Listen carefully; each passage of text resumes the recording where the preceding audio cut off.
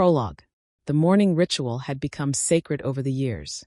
Earl Grey tea, 2 sugars, quarterly reports stacked by urgency on the right corner of his mahogany desk. Calendar printed with color-coded appointments. Emails sorted by priority level.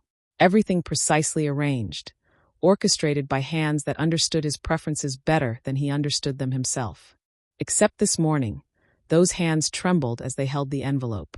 I stood outside the frosted glass doors of Dominic Ashworth's penthouse office, my heart hammering so hard I was certain he could hear it through the walls. Through the translucent barrier, I could see his silhouette, tall, commanding, absolutely focused on whatever acquisition was consuming his attention this week. He had no idea that in 5 minutes, his meticulously controlled world was about to shatter. The resignation letter in my leather portfolio felt like it carried the weight of the entire building. 2 weeks' notice, professionally worded, revealing nothing of Thethrith.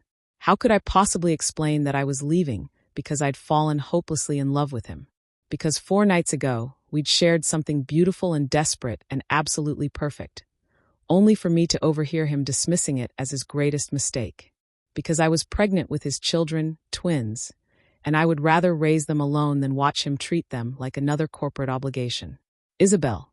His voice came through the intercom system, smooth and authoritative even through the electronic filter. Is my tea ready? Coming, Mr. Ashworth.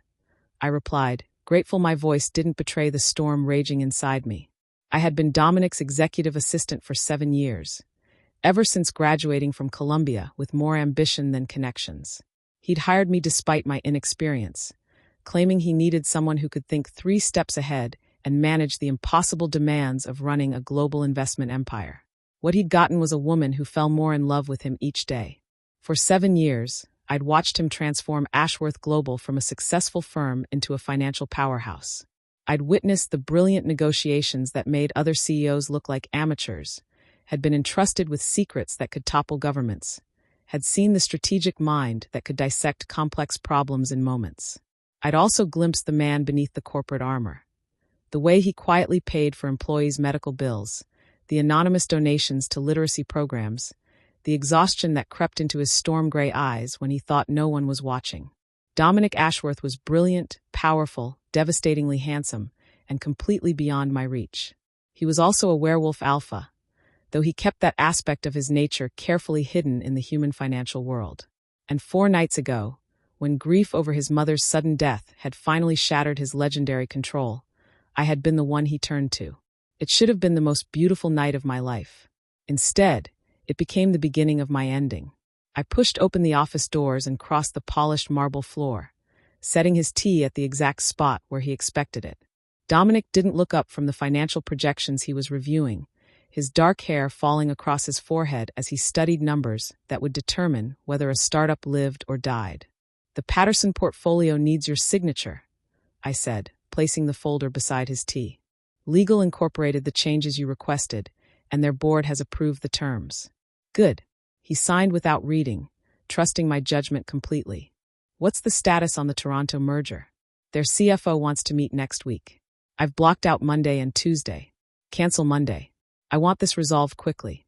He finally looked up, those storm-gray eyes focusing on me with laser precision. Are you feeling all right? You look pale.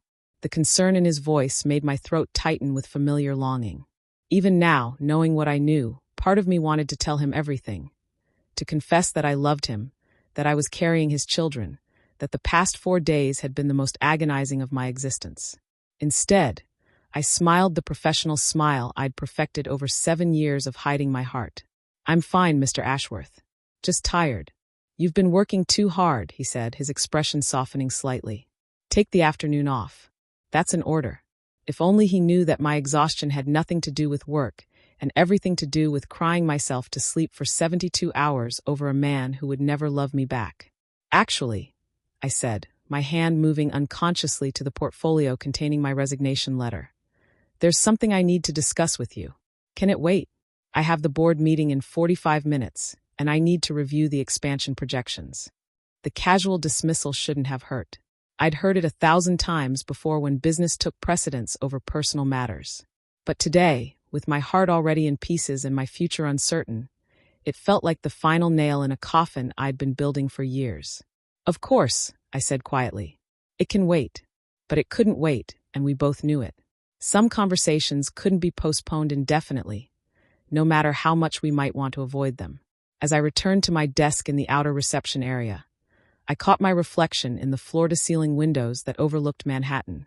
29 years old, successful by most standards, and about to throw it all away for a love that had never been returned. The smart thing would be to stay, to accept that our night together had been a mistake, to continue being his perfect assistant while raising his children in secret.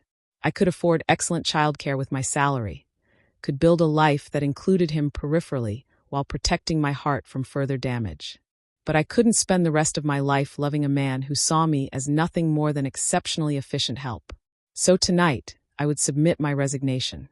Tomorrow, I would begin the process of disappearing from Dominic Ashworth's life forever, taking his unborn children with me. He would never know what he'd lost, because I would never give him the chance to reject us. Some secrets were too precious to share with men who didn't understand their value. Chapter 1. 7 Years of Silent Devotion. My alarm pierced the silence at 5 a.m., just as it had every weekday for the past 7 years. By 5:45, I was dressed in one of my carefully curated professional outfits. Today, a charcoal gray suit that was expensive enough to belong in Dominic's world, but understated enough not to draw attention. By 6:30, I was navigating Manhattan traffic toward the gleaming tower in Midtown that housed one of the most powerful investment firms on the East Coast. By 7 o'clock, I was at my desk outside Dominic's office, reviewing his schedule and preparing for another day of being indispensable to a man who barely noticed I existed beyond my professional capabilities. "Morning, Isabel," called Jennifer from legal as she hurried past with an armload of contracts. "How was your weekend?" "Quiet," I replied, which was true. Most of my weekends were quiet, spent catching up on work or reading the kind of romance novels that featured love stories I would never experience in real life. "You need to get out more," Jennifer said with a sympathetic smile. "There's a whole city full of eligible men who would kill to date someone as smart and gorgeous as you." If only she knew that the only man I wanted was 40 feet away behind mahogany doors, probably already deep in the kind of high-stakes negotiations that had made him one of the youngest billionaires in finance. "I'm perfectly content with my quiet weekends," I said diplomatically. "That's what you always say." Jennifer shook her head in mock despair.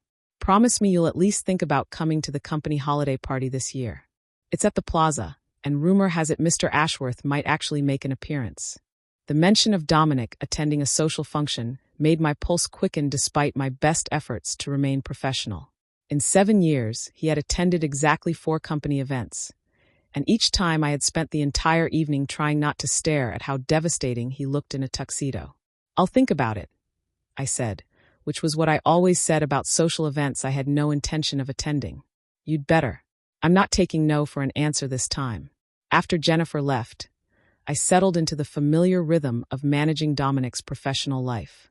Phone calls from hedge fund managers wanting to pitch their latest strategies, meeting requests from CEOs who thought they were important enough to demand his personal attention, contract negotiations that required his review and approval. I fielded them all with the efficiency that had made me invaluable to him, protecting his time and energy for the decisions that actually mattered. At 8:45, the elevator doors opened and Dominic strode into the reception area like he owned the world, which in many ways he did. Tall and commanding in his perfectly tailored navy suit, he moved with the kind of predatory grace that came from being a werewolf alpha, though the human employees had no idea their CEO was anything more than an exceptionally successful businessman. "Good morning, Mr. Ashworth," I said, falling into step beside him as he headed toward his office. "Your 9 o'clock with the Patterson Group is confirmed. The Toronto team sent their revised numbers, and your sister called to remind you about dinner Friday." "Cancel Friday dinner," he said without slowing down. "The Toronto merger is more important than Victoria's social calendar." I made a note on my tablet while simultaneously opening his office door and following him inside. "I'll let her know. Also, legal needs your signature on the Chun contract, and the board wants to discuss the Asian expansion timeline. Schedule the board meeting for next week. I want those Toronto numbers analyzed first." He settled behind his desk and immediately reached for the tea I had prepared exactly the way he liked it, Earl Grey with 2 sugars and a splash of cream. For 7 years, this had been our morning routine. I anticipated his needs, managed his schedule, and ensured his complicated life ran smoothly while he focused on building his empire. I was the perfect assistant, efficient, discreet, completely dedicated to his success. I was also desperately, hopelessly in love with him, and he had no idea. "Isabel," he said, looking up from the contracts I had placed on his desk. "Have you eaten today?" The unexpected question caught me off guard. "I'm sorry. Breakfast. Have you had breakfast?" His storm gray eyes studied my face with the kind of attention that made my heart race. "You've been working late every night this week, and I know you tend to skip meals when you're busy." The fact that he had noticed my schedule, that he cared enough to ask about my well-being, made my chest tight with familiar longing. "I had coffee," I said, which was technically true. "Coffee isn't breakfast." He reached for his phone. "I'm having something sent up from that bakery you like, the one with the impossible croissants." "Mr. Ashworth, you don't need to." "It's not negotiable," he interrupted, already dialing. "You can't take care of my schedule if you're not taking care of yourself." As he placed the order, remembering exactly what I liked without asking, I found myself staring at the way his dark hair curled slightly at his collar, at the strong line of his jaw, at the hands that could sign contracts worth billions, or apparently order breakfast for an assistant who worked too hard. "Is there something else?" he asked, noticing my continued presence. "No," I said quickly, heat flooding my cheeks at being caught staring. "I'll just go confirm your afternoon appointments." "Isabel." His voice stopped me at the door. "Thank you for everything you do. I know I don't say it often enough, but this company would fall apart without you." The sincere gratitude in his voice was almost worse than indifference would have been. It reminded me that he valued me, just not in the way I desperately wanted him to. "You're welcome, Mr. Ashworth," I said softly, then escaped to the safety of my desk before I could do something embarrassing like confess my feelings or burst into tears. 20 minutes later, a delivery arrived from the bakery. Not just the almond croissant I had mentioned liking once, but an entire breakfast spread that could have fed 5 people. When I tried to protest the extravagance, Dominic simply said, "Share it with someone if it's too much. But eat something. That's an order." As I nibbled on the perfectly flaky pastry and watched him through his office window, lost in concentration as he reviewed financial reports, I allowed myself a moment of pure fantasy. What would it be like to be more than his assistant? To be the woman he came home to at night, who shared his meals and his bed and his secrets? The fantasy was interrupted by my phone buzzing with a text from my best friend, Kara. "Still planning to die alone at your desk? It's not too late to quit and find a man who actually notices you exist."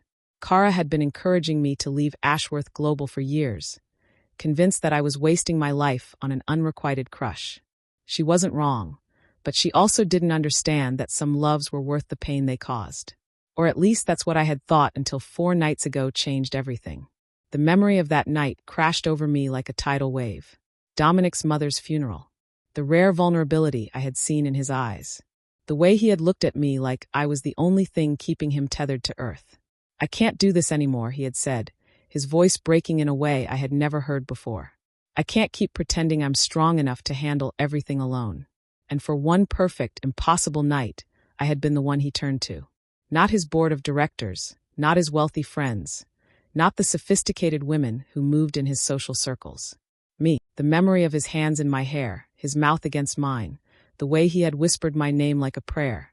It was beautiful and devastating and completely unsustainable. Because the next morning, he had gone back to treating me like his efficient assistant, and I had overheard him telling his business partner that our night together had been a moment of weakness he deeply regretted. I pushed the painful memory aside and focused on my work. Whatever had happened between us, whatever I had hoped it might mean, was irrelevant now. I had a job to do, at least for the next 2 weeks. After that, Isabel Chun would disappear from Dominic Ashworth's life forever, taking his unborn children with her. Chapter 2. The night everything changed. 4 nights earlier, the funeral had been everything Dominic's mother would have hated. Elaborate, expensive, filled with business associates who cared more about networking than grief. I had organized every detail according to Dominic's specifications, from the white orchid arrangements to the catered reception. But I could see the tension building in his shoulders as the day wore on. Catherine Ashworth had been many things: a demanding mother, a shrewd businesswoman, a complicated woman who had built a fortune while battling her own demons. But she had also been the only parent Dominic had left after his father's death when he was 12, and losing her had shaken him in ways that his usual stoic control couldn't quite hide. By the time the last mourners had left the reception, Dominic looked like he was holding himself together through sheer force of will. I had dismissed the catering staff, handled the final arrangements with the funeral home, and was gathering my things to leave when I heard glass shatter from his office. I found him standing behind his desk, his hand bleeding from the tumbler he had apparently thrown against the wall. His suit jacket was gone, his tie loosened, and his usually immaculate hair was disheveled as if he had been running his hands through it repeatedly. "Mr. Ashworth," I said quietly. "Are you all right?" He looked up at me with eyes that held so much pain it made my chest ache. "My mother is dead," he said simply, "and all I can think about is how we never had a single conversation that wasn't about business or disappointment." I moved closer, pulling a first aid kit from the cabinet where I kept supplies for minor office emergencies. "Let me see your hand." "Isabel, you don't need to." "Yes, I do." I took his injured hand in mine, carefully examining the cuts from the broken glass. "This needs to be cleaned." As I gently cleaned the wounds and applied antiseptic, I was acutely aware of how close we were standing, of the way he was watching my face as I worked. In 7 years, we had never touched beyond the occasional handshake or accidental brush of fingers when passing documents. "She never approved of anything I did," Dominic said quietly. "The company, my methods, my priorities. Right up until the end, she was convinced I was too ruthless, too focused on profit over people. Maybe she was proud of you in ways she couldn't express," I said, securing a bandage around his palm. "Some people aren't good at showing their feelings." "Are you speaking from experience?" The question made me look up, and I found myself caught in his storm-gray gaze. For a moment, the careful professional distance we maintained seemed to evaporate, leaving just a man and a woman standing too close together in an empty office. "Everyone has feelings they don't know how to express," I said softly. "What about you, Isabel?" He reached up with his uninjured hand to brush a strand of hair from my face, the gesture so tender it made my breath catch. "What feelings are you hiding?" I should have stepped back, should have deflected with a professional comment about it getting late and needing to go home, should have maintained the boundaries that had kept my heart safe for 7 years. Instead, I found myself leaning into his touch, my eyes fluttering closed as his thumb traced my cheek. "Too many to count," I whispered. That's when he kissed me. It wasn't gentle or tentative. It was desperate, hungry, full of 7 years of unspoken tension and the grief that had finally broken through his legendary control. I melted into him immediately, my hands fisting in his shirt as I kissed him back with all the love I had been hiding for so long. "Isabel," he breathed against my lips, my name carrying a note of wonder and need that sent shivers down my spine. "I know," I said, because I did know. I knew this was dangerous. Knew it would complicate everything. Knew it might destroy the careful life I had built around my unrequited feelings.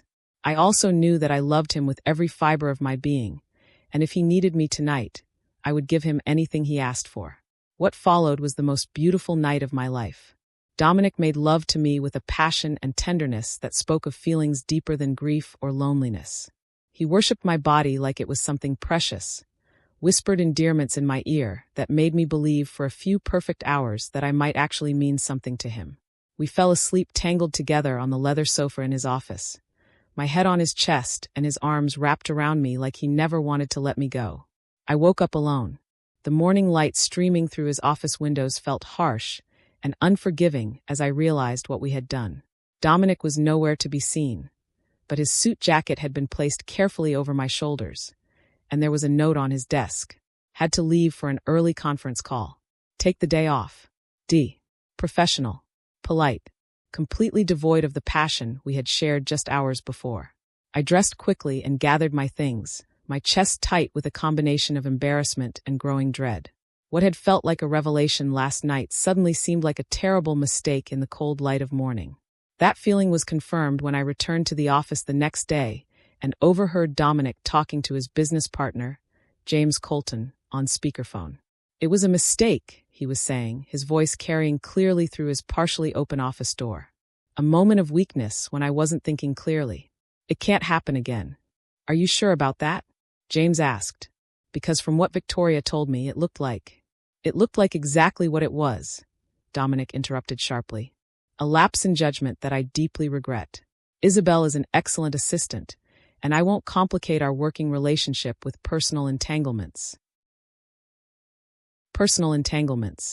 As if the most beautiful night of my life had been nothing more than an inconvenience to him. I managed to make it to the bathroom before I started crying, locking myself in a stall and sobbing as quietly as possible while my heart shattered into a million pieces. For 7 years, I had wondered what it would be like to have Dominic's attention, his touch, his love. Now I knew, and I also knew it meant nothing to him. The rest of that day passed in a haze of professional efficiency. I answered his calls, managed his schedule, and handled his correspondence while dying inside.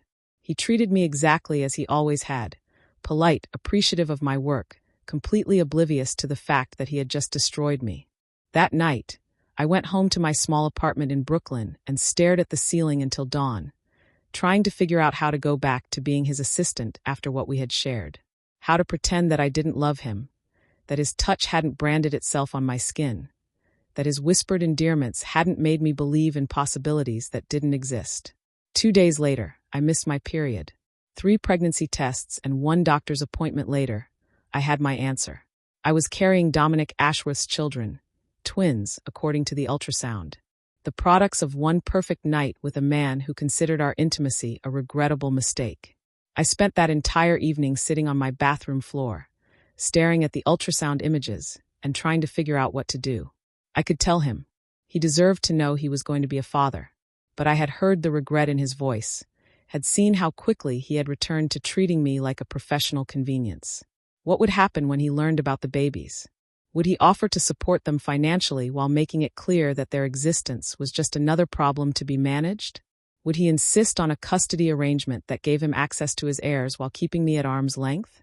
I couldn't bear the thought of spending the next 18 years loving a man who saw me as nothing more than the mother of his children. Couldn't stand the idea of watching him find someone worthy of his love while I remained in the background, raising his babies and pretending my heart wasn't breaking every day. So I made the hardest decision of my life. I was going to disappear. Not immediately. That would be too suspicious. But I would submit my resignation, serve out my notice, and then vanish from Dominic's life completely. I would raise our children far from New York, far from the corporate world where he ruled like a king. They would know they were loved, even if they never knew their father. It wasn't the ending I had dreamed of during 7 years of secret love, but it was the only one that would let me keep what remained of my dignity and my heart. The resignation letter was already written, sitting in my portfolio like a time bomb waiting to explode. Tomorrow, I would hand it to him and begin the process of saying goodbye to the only man I had ever loved. Tonight, I would allow myself one last night of remembering what it felt like to be in his arms, to believe that love could conquer anything, to hope that fairy tales sometimes came true. Tomorrow, I would start learning how to live without him. Some dreams were too beautiful to survive contact with reality. Chapter 3. The Moment of Truth. The resignation letter felt like it weighed 1,000 pounds as I carried it into Dominic's office the next morning. I had rewritten it 5 times, trying to find the right balance between professional courtesy and emotional distance. In the end, I had settled on simple, straightforward language that gave no hint of the real reason I was leaving. "Your tea, Mr. Ashworth," I said, setting his usual morning cup on his desk alongside the folder containing contracts that needed his review. "Thank you." He looked up from his laptop, and for a moment I thought I saw something softer in his expression, a flicker of the tenderness he had shown me that night in his office. But it was gone so quickly I might have imagined it. "There's also something else," I said, my hand moving to the portfolio where my resignation was waiting. "Something we need to discuss." "Can it wait until after the Patterson meeting?" he asked, already turning his attention back to his screen. "I want to review their latest proposal before we sit down with them." The casual dismissal shouldn't have hurt. I had heard it countless times before when business took priority over personal matters. But today, with my entire future hanging in the balance, it felt like a knife to the chest. "Of course," I managed. "It can wait." But as I turned to leave his office, I heard voices in the reception area that made my blood run cold. Dominic's sister Victoria was talking to someone, a woman whose voice I didn't recognize, but whose tone carried the kind of sophisticated confidence that came from money and breeding. I told him the board meeting was completely unnecessary, the woman was saying as I emerged from Dominic's office. If he would just delegate more responsibility to capable people, he wouldn't need to micromanage every decision. I found myself face to face with a stunning blonde in a designer suit that probably cost more than I made in a month. She was exactly the type of woman who belonged in Dominic's world. Polished, educated, comfortable with wealth and power in ways I would never be. "Isabel," Victoria said, noticing my arrival. "This is Natalie Carmichael, an old friend of the family." "Natalie, this is Isabel Chun, Dominic's assistant." "Ah, the famous Isabel," Natalie said, her smile sharp as a blade. "Dominic speaks of you constantly, his perfect assistant who anticipates his every need." The way she said perfect assistant made it clear that she considered me exactly that. Help, not competition. It shouldn't have bothered me, since that's exactly what I was. But something about her tone made my wolf bristle defensively. "Ms. Carmichael," I said politely. "How nice to meet you." "Natalie was just telling me about the charity gala next month," Victoria continued, apparently oblivious to the undercurrents flowing between us. "The one where she and Dominic will be co-chairing the fundraising committee." "It's such important work," Natalie said, her voice carrying the kind of practiced concern that came from years of involvement in high society causes. "And Dominic is so passionate about helping underprivileged children. It's one of the things I've always admired about him." The casual intimacy in her voice, the suggestion that she knew things about Dominic's passions and interests, made my chest tighten with jealousy. This was clearly someone who moved in his social circles, who understood his world in ways I never could. "I should let him know you're here," I said, reaching for the intercom.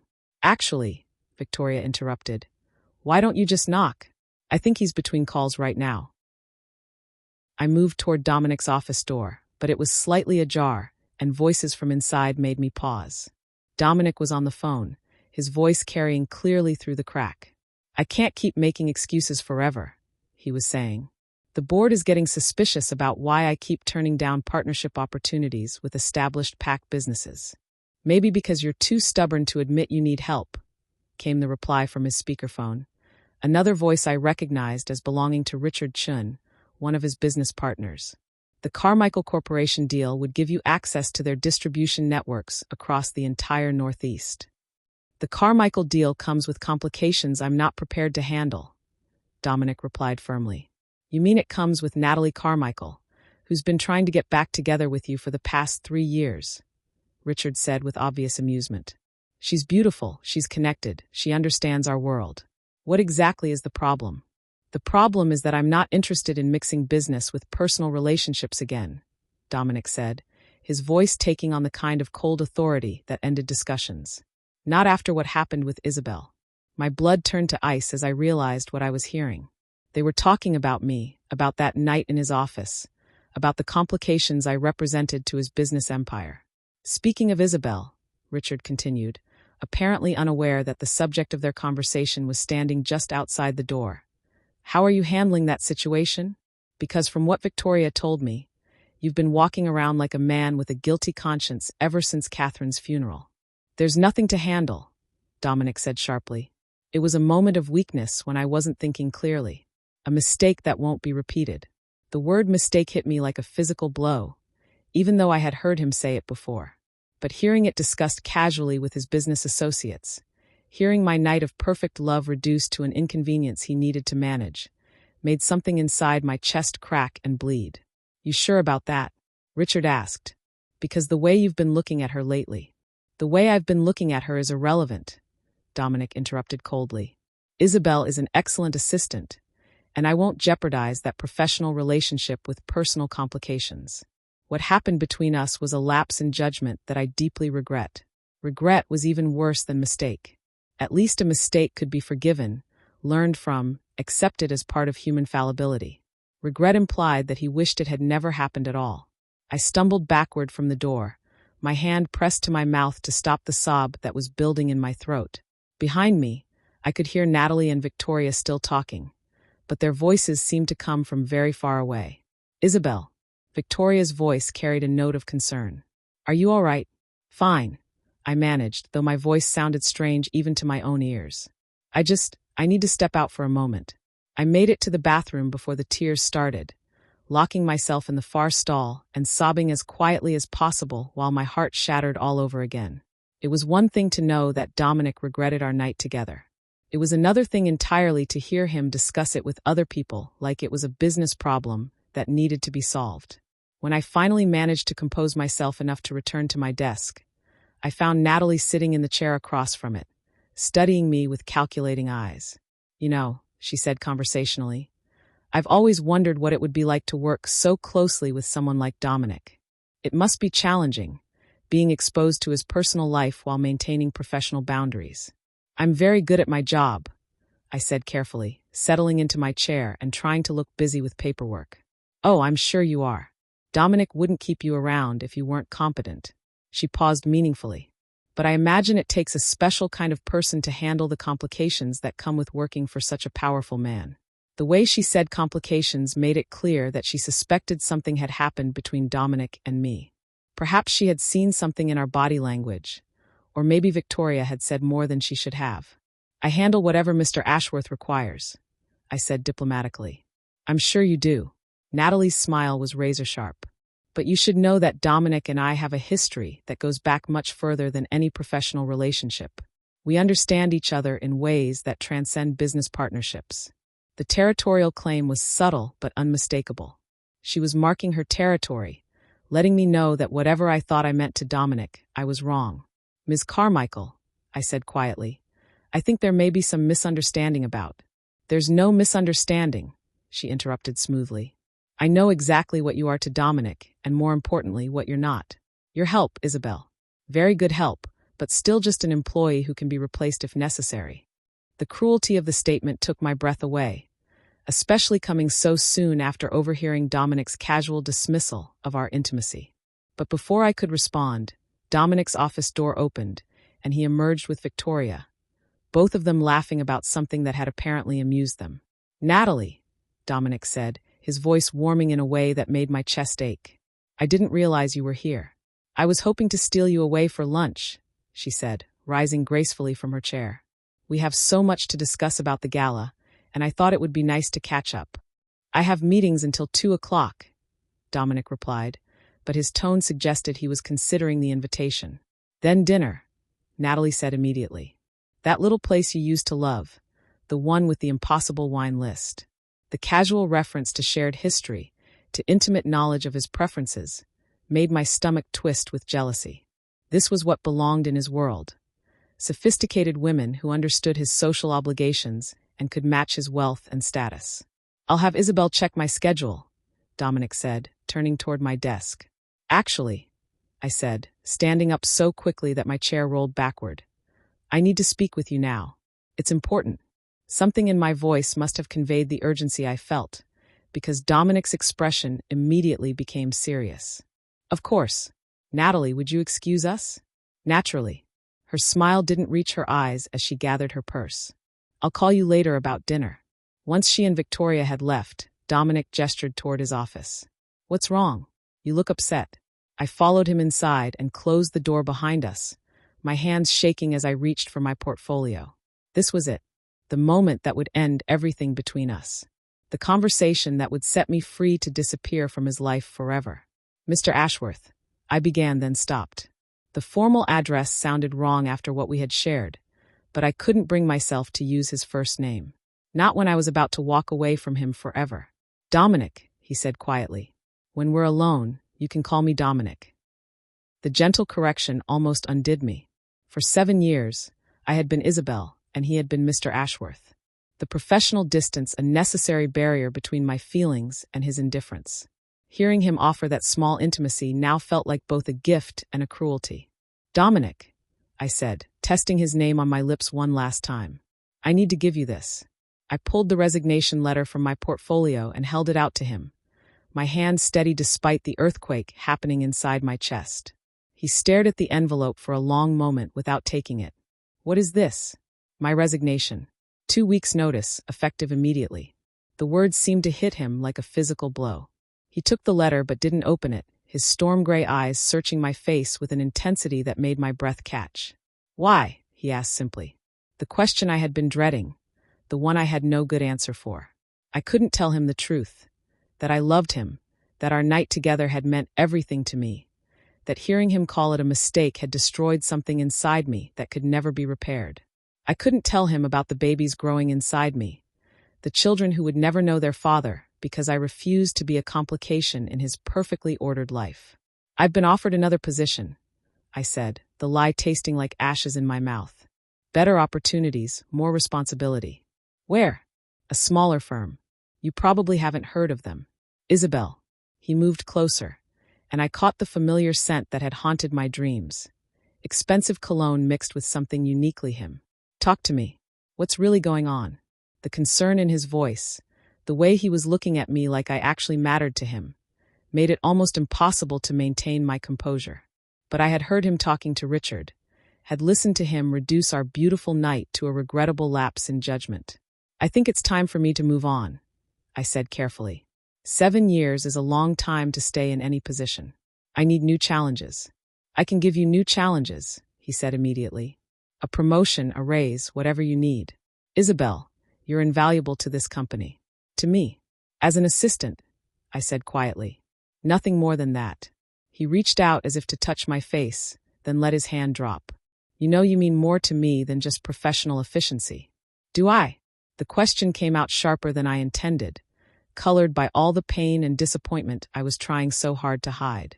Because from where I'm standing, it seems like I'm exactly what everyone says I am. Very good help that can be replaced when necessary. His expression changed. Confusion and something that looked like hurt flashing across his features. Who said that to you? It doesn't matter. I took a step back, needing distance from his presence before I did something stupid like confess everything. The point is, they're right. I'm your assistant, Dominic. That's all I've ever been, and that's all I'll ever be. That's not true, isn't it? I met his eyes directly, letting him see some of the pain I had been hiding. Because 4 days ago, something happened between us. Something that meant everything to me. And since then, you've treated me exactly the same as you always have, politely, professionally, like nothing changed at all. The silence that followed was deafening. I could see him struggling with something, emotions warring across his features as he processed my words. Isabel, he said finally, his voice rough with something I couldn't identify. That night was a mistake. I finished for him, using his own words like weapons. A moment of weakness you deeply regret. Yes, I heard you tell Richard exactly how you feel about what happened between us. His face went white. You heard. When does it matter? The point is I know where I stand. I know what I am to you and what I'm not. I lifted my chin, trying to project more confidence than I felt. So I'm making this easy for both of us. I'm leaving. You can't leave, he said, and for a moment his alpha authority bled through his human facade. Isabel, I won't accept your resignation. You don't have a choice, I replied. I'm not asking for permission, Dominic. I'm giving you professional courtesy by providing notice. What if I said I need you? The question was barely above a whisper, but it hit me like a shout. For a moment, hope flared in my chest like a candle in the dark. But then I remembered Natalie's casual intimacy, Richard's amusement about Dominic's complications, the way he had discussed our night like it was a business problem to be managed. You need an assistant, I said quietly, and I'm sure you'll find an excellent replacement. He stared at me for a long moment, his storm gray eyes holding emotions I couldn't read. Then his expression shuddered, returning to the professional mask I knew so well. If that's what you want, he said formally, I'll have HR process your departure. Thank you. 2 weeks seems unnecessary, he continued, his voice growing colder with each word. If you're eager to start your new position, I can have your replacement here by Monday. The dismissal was swift and brutal, exactly what I should have expected from a man who had built an empire on quick decisions and efficient solutions. But it still hurt more than I had anticipated. That would be fine, I managed. Good. He moved to his desk and pressed the intercom button. Victoria, can you come in here for a moment? His sister appeared within seconds, her expression curious as she took in the tension crackling between us. Isabel has decided to pursue other opportunities, Dominic said without preamble. Can you handle the transition arrangements? Of course, Victoria said, though her eyes kept moving between us like she was trying to solve a puzzle. Isabel, I'm sorry to see you go. Any chance we can convince you to change your mind? No, I said quickly. But thank you. It's been an honor working here. As I gathered my personal belongings from my desk, 7 years of carefully accumulated possessions that somehow fit into a single cardboard box, I felt like I was dismantling my entire life piece by piece. The photo of my family from my college graduation, the small jade plant that had somehow thrived under fluorescent lighting, the coffee mug that said "World's Best Assistant" that Victoria had given me as a joke. Each item represented a moment, a memory, a piece of the life I had built around loving a man who would never love me back. Isabel. Dominic's voice made me look up from the box I was packing. He stood in his office doorway, his expression unreadable. I want you to know, whatever you heard me say to Richard, whatever you think about that night, it's more complicated than you realize. Complicated how? For a moment, I thought he might actually explain, might tell me something that would change the equation, that would make sense of the pain and confusion that had been eating at me for days. Instead, he shook his head. It doesn't matter now. I wish you the best in your new position. The formal dismissal was final, absolute. Whatever he had been about to say, whatever complications he had been referring to, he had decided they weren't worth sharing. Thank you, I said quietly, for everything. An hour later, I walked out of Ashworth Global for the last time, carrying my box of memories and the secret that would change both our lives forever. As the elevator doors closed behind me, I caught a glimpse of Dominic standing at his office window, watching me leave. For a moment, our eyes met through the glass, and I saw something in his expression that looked almost like regret. But the doors closed before I could be sure, and by the time I reached the parking garage, I had convinced myself I had imagined it. That night, I booked a flight to Portland under my maiden name and began the process of disappearing from Dominic Ashworth's life forever. Some love stories ended with grand gestures and declarations of eternal devotion. Others ended with a resignation letter and a one-way plane ticket to somewhere no one would think to look. Mine was definitely the second kind. Chapter 4, Starting Over. For years later, the mountain air in Silver Ridge, Oregon, was crisp and clean, carrying the scent of evergreen trees and fresh rain, even in early autumn. As I walked my 4-year-old daughters to their first day of preschool, I marveled at how different my life had become from the corporate world I had left behind in New York. "Mama, do I have to go to school?" Lily asked, clinging to my hand with the stubborn determination she had inherited from her father. "Can't I just stay home and help you with the garden?" "School will be fun," I assured her, adjusting the small backpack that made her look impossibly tiny. "You'll learn new things and make new friends." "But what if the other kids don't like us?" Rose added, her storm gray eyes, so much like Dominic's, wide with worry. "What if they think we're weird?" My heart clenched at the insecurity in her voice. Both girls had inherited their father's supernatural traits along with his distinctive eye color, and while most of the residents of Silver Ridge were werewolves who understood such things, the girls were still young enough to sense when they were different. "You're not weird," I said firmly, kneeling down to their level. "You're special, and anyone who gets to know you will see how amazing you are." The truth was, Lily and Rose were extraordinary children, bright, curious, and surprisingly mature for their age. Lily had inherited Dominic's analytical mind and natural leadership abilities, while Rose possessed an empathy and intuition that reminded me of my own healing gifts. Watching them grow over the past 4 years had been both the greatest joy and the deepest heartbreak of my life. Every day, I saw more of their father in them. The way Lily tilted her head when she was thinking hard about something. The way Rose's eyes sparkled with mischief when she was planning some elaborate game. The stubborn independence they both displayed when they thought they were right about something. They asked about their father sometimes, in the casual way children do when they're trying to understand their place in the world. I had told them that Daddy lived far away and couldn't visit, which was true as far as it went. They had never pressed for more details, perhaps sensing that the subject caused me pain. "Mrs. Chun," called a familiar voice as we approached the small schoolhouse that served Silver Ridge's youngest residents. I turned to see Margaret Foster, one of the other mothers and the closest thing I had to a friend in our small community.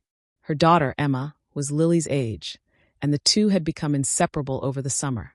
"How are you holding up?" Margaret asked, falling into step beside us. "First day of school is always hard on the parents." "I'm fine," I said automatically, The same response I had given to every expression of concern for the past 4 years. Just want to make sure they settle in well. They'll be perfect, Margaret assured me. Miss Anderson has a gift with children, and the other kids will love having them in class. It was still strange being called Mrs. Chun instead of Isabel. When I had arrived in Silver Ridge 4 years ago, pregnant and desperate to disappear, I had reverted to my maiden name and created a simple backstory. A widow whose husband had died in a business accident, leaving her to raise their children alone. The werewolf community in Silver Ridge had accepted me without question, perhaps recognizing a fellow wolf in need of sanctuary. I had found work as a substitute teacher, and when the children were old enough, had started a small business creating herbal remedies that drew on my supernatural healing abilities. It wasn't the life I had planned, but it was peaceful and safe, and my daughters were happy. That had to be enough. "Mama," Lily said as we reached the school's front steps, "you'll pick us up after school, right?" "Of course I will," I promised, kissing the top of her dark head. "I'll be waiting right here when you're ready to come home." As I watched my daughters disappear into the schoolhouse with the other children, I felt the familiar pang of loneliness that had become my constant companion. For years of single motherhood had taught me that I was stronger than I had ever imagined. But they had also confirmed what I had always known. Some kinds of love left holes that could never be filled by anything else. "Coffee," Margaret suggested, linking her arm through mine. "I know a place that serves excellent scones and doesn't judge mothers who cry a little on the first day of school." "I'm not crying," I protested, though I could feel moisture gathering in my eyes. "Of course not. Neither am I. We're just emotionally overwhelmed by the beauty of the autumn landscape."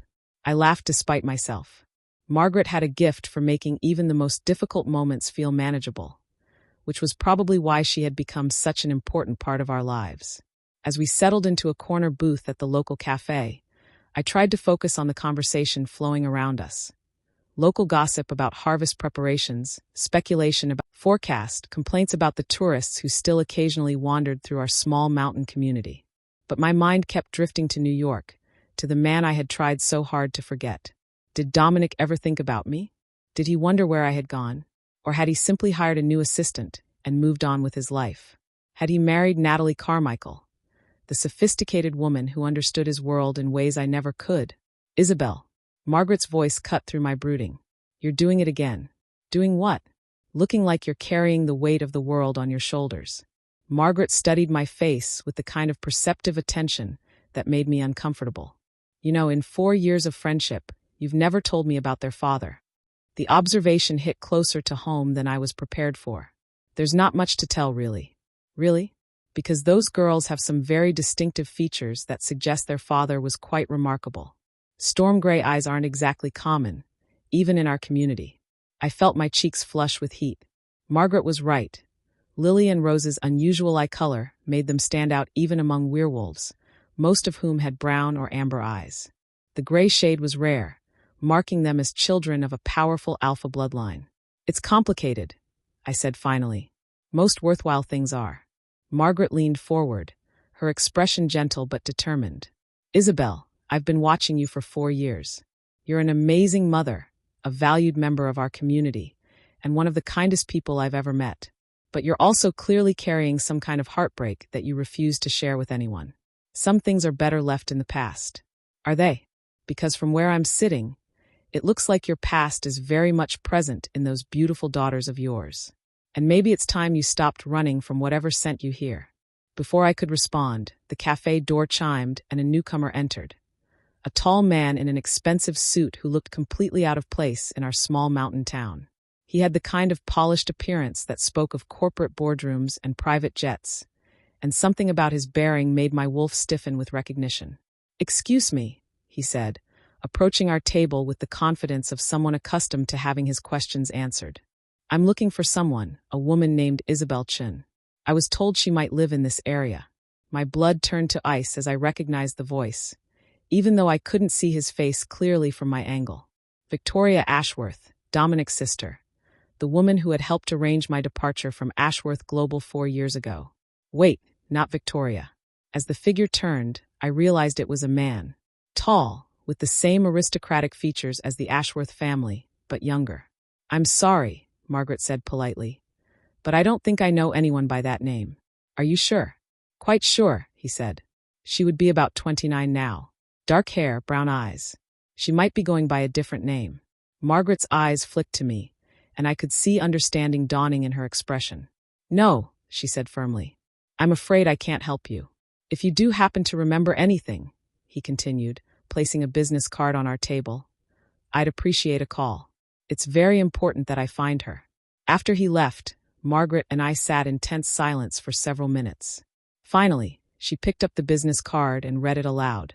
Andrew Ashworth, Vice President of Operations, Ashworth Global. Isabel, she said quietly, what exactly did you run away from? I stared at the business card, my hands shaking as the carefully constructed life I had built began to crumble around me. For years of peace, for years of believing I was safe. And now Dominic's family was here, looking for me. My past, I said finally, and it looks like it just caught up with me. Have you ever had to choose between love and protecting your heart? I whispered to myself. What would you do if your secret came back to find you after years of hiding? Margaret squeezed my hand. Whatever you're facing, you don't have to face it alone. But even as she said it, I knew that some battles could only be fought alone. And this one, the one I had been running from for 4 years, was finally here. Chapter 5. The Teacher's New Life.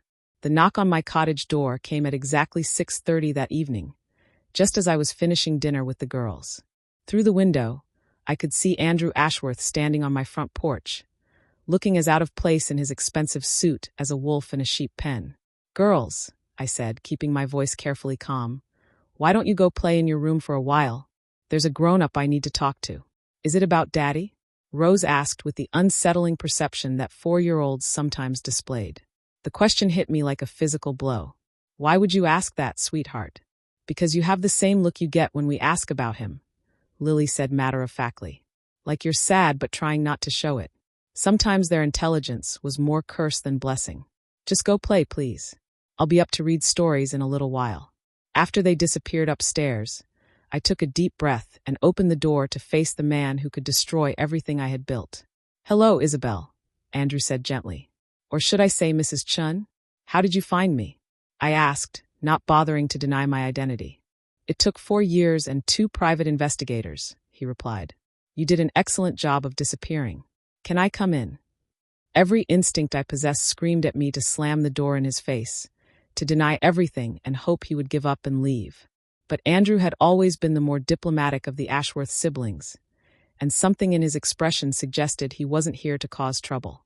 5 minutes, I said, stepping aside to let him enter. He looked around my small living room with obvious curiosity, taking in the children's toys scattered across the floor, the artwork covering the refrigerator, the general chaos of a home where 2 energetic 4-year-olds lived. You've built a nice life here, he said, settling into the chair I indicated. Margaret Foster speaks very highly of you. Most people in town were very protective of Mrs. Chun, the widow who moved here with her twin daughters. Funny thing though, none of them. I remained standing, my arms crossed defensively across my chest. What do you want, Andrew? I want to know why my brother's former assistant disappeared without a trace 4 years ago, he said bluntly. And I want to know why she took his children with her. The words hung in the air between us like an accusation. I had always known this moment might come, but I had hoped to have more time to prepare for it. I don't know what you're talking about, I said automatically. Isabel. His voice carried a note of gentle exasperation. I've seen the girls. They have Dominic's eyes. The exact same storm gray shade that's been in our family for generations. Either you had an affair with someone else who happens to carry Ashworth genes, or my brother is a father and doesn't know it. The careful facade I had maintained for 4 years crumbled like a house of cards. I sank onto the couch, suddenly exhausted by the weight of secrets I had been carrying alone. How long have you known? I asked quietly. I suspected something was wrong the day you quit, Andrew replied. Dominic was different after Mother's funeral. More withdrawn, more angry, more focused on work to the exclusion of everything else. When you suddenly resigned and then vanished completely, I knew something had happened between you two. And you waited 4 years to come looking for me? I tried to talk to Dominic first. Andrew's expression grew pained. Asked him directly if there was something he wanted to tell me about you. He shut down completely. Said you had moved on to better opportunities, and he didn't want to discuss it further. So why are you here now? Andrew was quiet for a long moment, staring at his hands. Because my brother is destroying himself. He's worked 18-hour days for the past 4 years, driven away every friend and potential romantic partner, and generally made himself miserable. I thought maybe if I could find you, if I could understand what really happened. You thought you could fix whatever was broken between us? I finished. Something like that. He looked up at me with eyes that were the same green as his sister's, but somehow warmer. Isabel, I know Dominic. I know he can be cold and controlling and absolutely ruthless when it comes to business. But I also know he's capable of love, even if he's forgotten how to show it. He made his feelings about our encounter very clear. I said, trying to keep the old pain out of my voice. I was a mistake he deeply regretted. Was he talking to James Colton when you overheard that? The specificity of the question surprised me. Yes. How did you? Because James has been trying to set Dominic up with his cousin for the past 2 years, Andrew said grimly. And because I know my brother well enough to know that he would never discuss his real feelings about you with James or anyone else who might use that information against him. I stared at him, trying to process what he was suggesting. You think he was lying?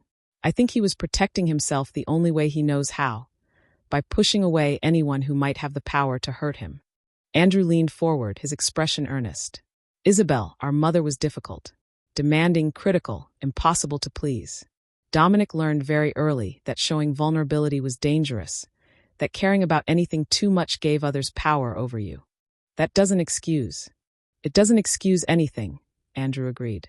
But it might explain why a man who was clearly falling in love with his assistant would be so determined to convince everyone, including himself, that she meant nothing to him.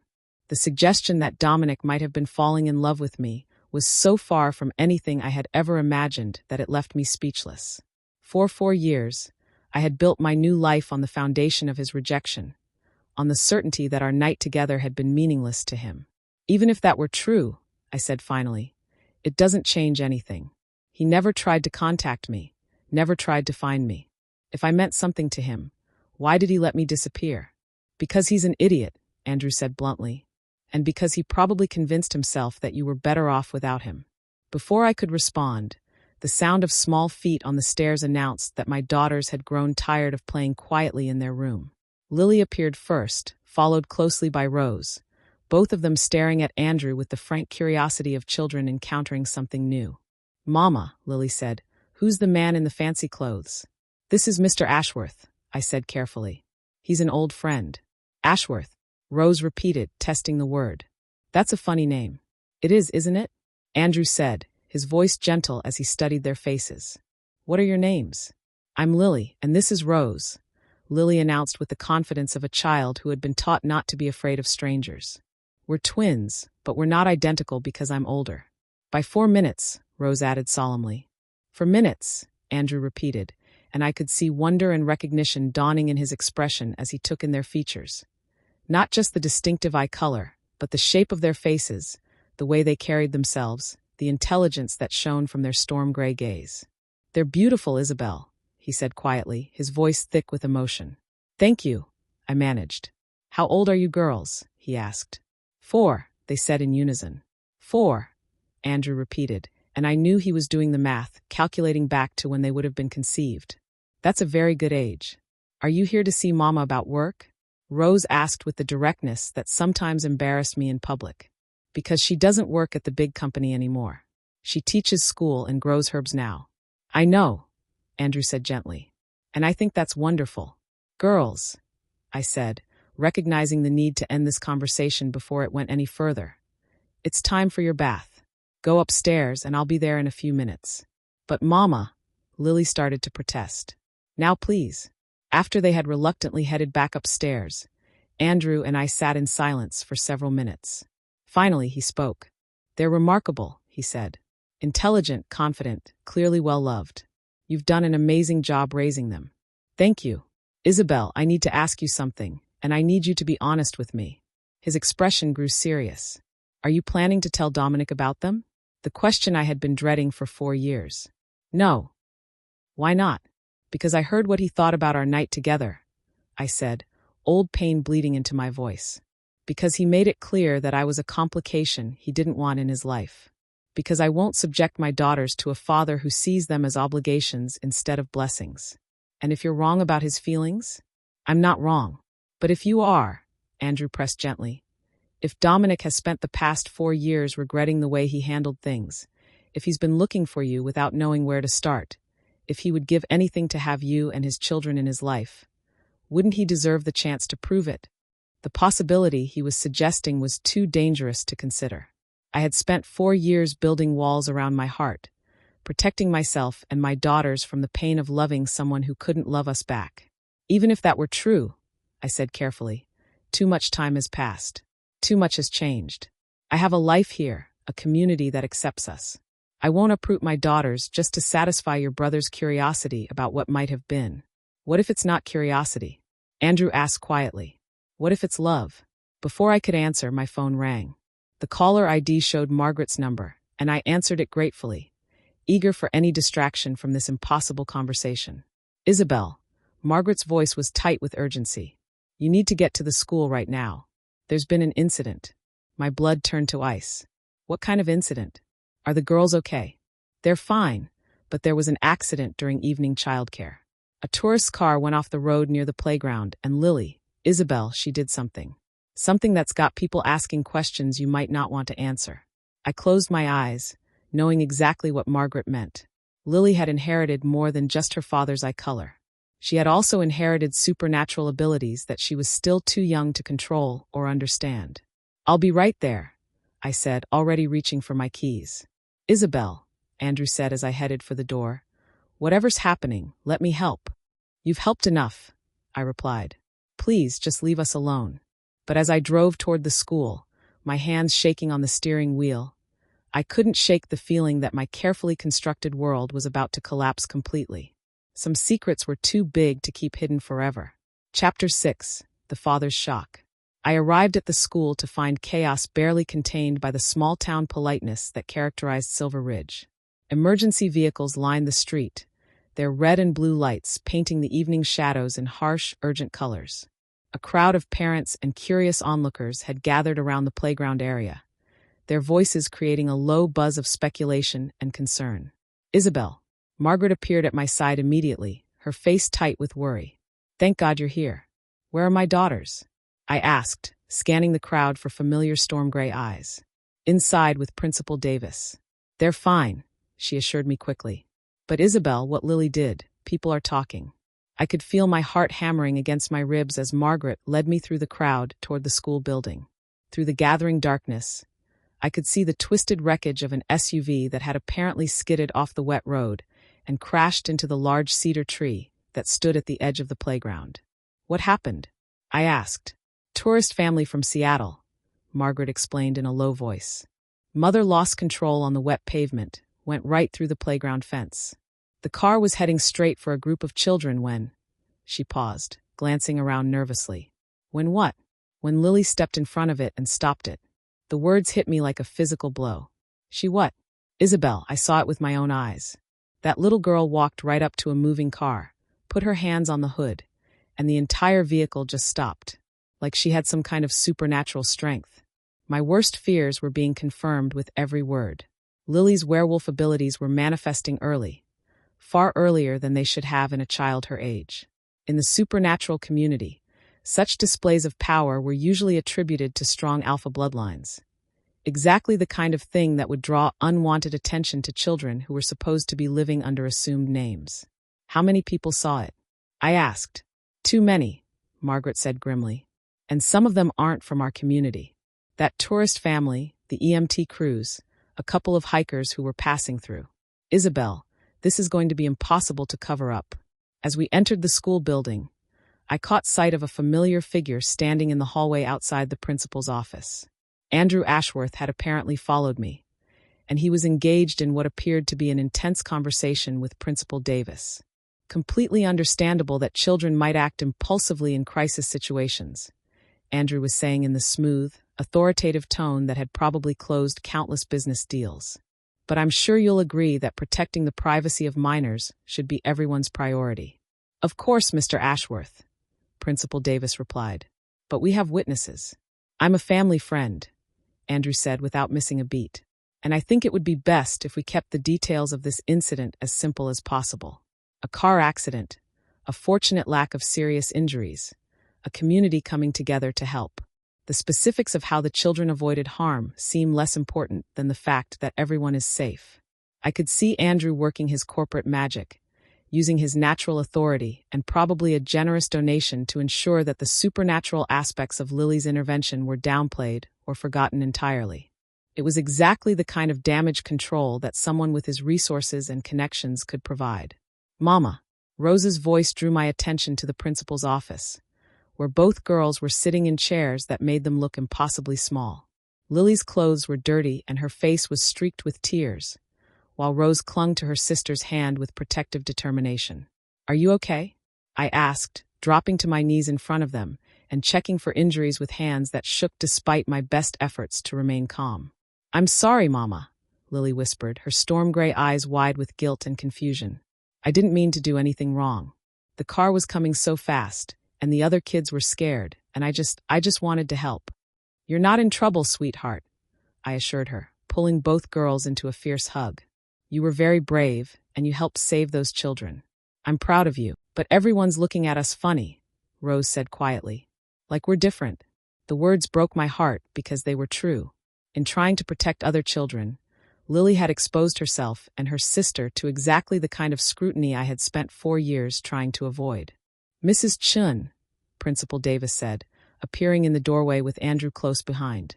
"I wonder if we could have a word in private." I looked between my daughters and the 2 men, calculating rapidly. Lily was clearly exhausted from her display of power, and Rose was upset by all the attention and chaos. They needed to go home, needed the safety and familiarity of our small cottage. "Mr. Ashworth," I said carefully, "would you mind staying with the girls for a moment?" Andrew nodded immediately. "Of course." I followed Principal Davis into his office, bracing myself for the conversation I had been dreading for 4 years. "Mrs. Chun," he began, then paused. "I'm sorry, but I have to ask. What exactly did I witness tonight?" "I don't know what you mean," I said automatically. "A 4-year-old girl stopped a moving car with her bare hands," he said bluntly. "That's not normal human behavior, even for children who are unusually strong or athletic." I stared at him, trying to read his expression. Principal Davis had been part of the Silver Ridge community for 15 years. He knew that most of the residents were werewolves, knew that supernatural abilities were not uncommon among his students. But Lily's display had been far beyond anything a child her age should have been capable of. "Are you asking me if my daughters are werewolves?" I said finally. "I'm asking if there's something more than that," he replied. "Mrs. Chun, I've been working with supernatural children for over a decade. I know the difference between normal werewolf strength and what I saw tonight. That little girl exhibited alpha-level abilities that shouldn't manifest until she's at least 10, if ever." The careful facade I had maintained for 4 years was crumbling completely. "What are you saying?" "I'm saying that Lily and Rose aren't just werewolf children," Principal Davis said gently. "They're alpha children, strong bloodline, probably multiple generations of alpha genetics. The kind of power they're displaying comes from very specific family lines."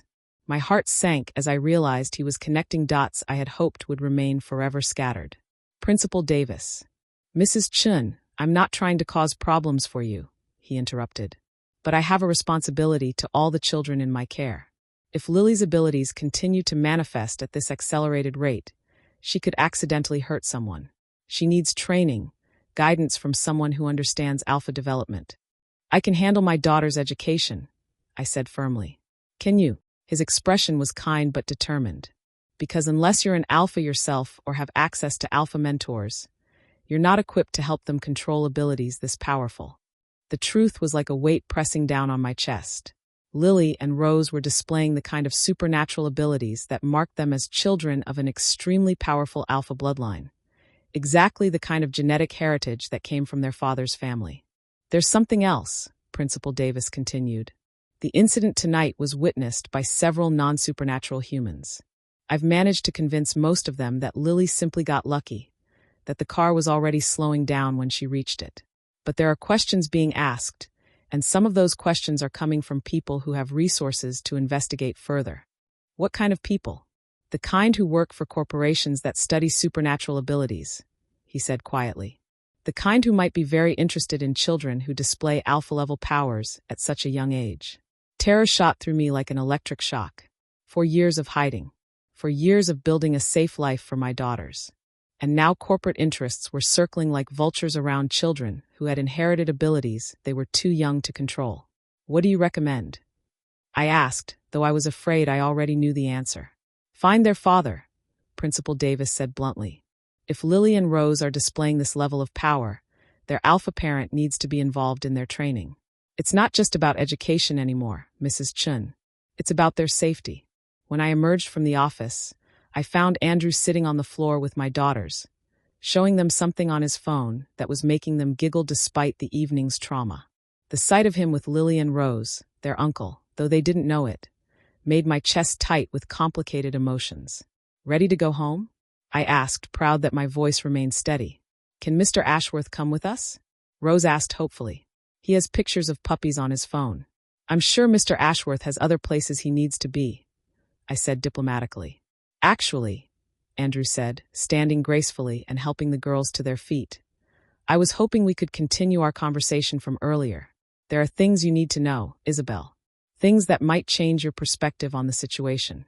I looked at my daughters, tired, confused, still processing what had happened tonight, and realized that my time for hiding was rapidly running out. Principal Davis was right about the dangers they faced, right about their need for proper training. And Andrew was right that their father deserved to know they existed. All right, I said quietly. But not tonight. Tomorrow, after the girls are in school. Actually, Andrew said carefully, I don't think school is a good idea tomorrow, or for the next few days. Why not? He pulled out his phone and showed me a news alert from a regional website. Mysterious incident at small town school raises questions about local children. My blood turned to ice as I read the brief article, which described the car accident and mentioned unconfirmed reports of unusual behavior by one of the children present. There was no mention of Lily by name, but it was only a matter of time before someone connected the dots. How fast does news travel these days? I asked weakly. Fast enough, Andrew replied. Isabel, you need to make a decision. You can keep trying to hide, keep pretending that Lily and Rose are ordinary children who can live ordinary lives. Or you can trust me to help you navigate this situation before it spirals completely out of control. I looked at my daughters, who were listening to our conversation with the kind of serious attention that reminded me they were far more perceptive than their age suggested. They deserved to know the truth about their heritage, deserved to understand why they were different and what that meant for their future. Most of all, they deserved to know their father. If I agree to this, I said slowly, if I let you help us, what exactly are you proposing?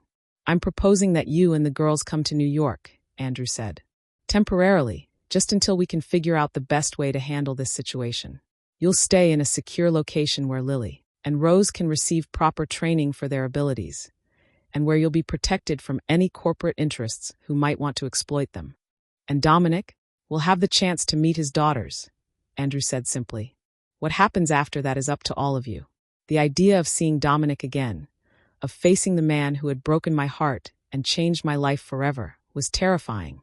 But the alternative, continuing to run while my daughter's abilities made them increasingly visible to dangerous people, was worse. I need time to think, I said. Isabel, Andrew said gently, I don't think time is something we have a lot of. The people who are asking questions about tonight's incident, they're not going to just lose interest and move on. As if summoned by his words, my phone buzzed with a text from an unknown number. Ms. Chun, we would like to discuss your daughter's remarkable abilities. Please call us at your earliest convenience. Dr. Michael Torres, Genesis Research Institute. The name hit me like a physical blow. Genesis Research, the same company that had been conducting experiments on supernatural beings, the same organization that had been exposed for kidnapping and testing on werewolf children.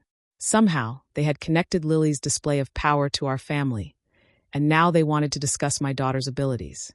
Andrew, I said, my voice shaking as I showed him the text, we need to leave tonight. He read the message, and his expression went deadly serious.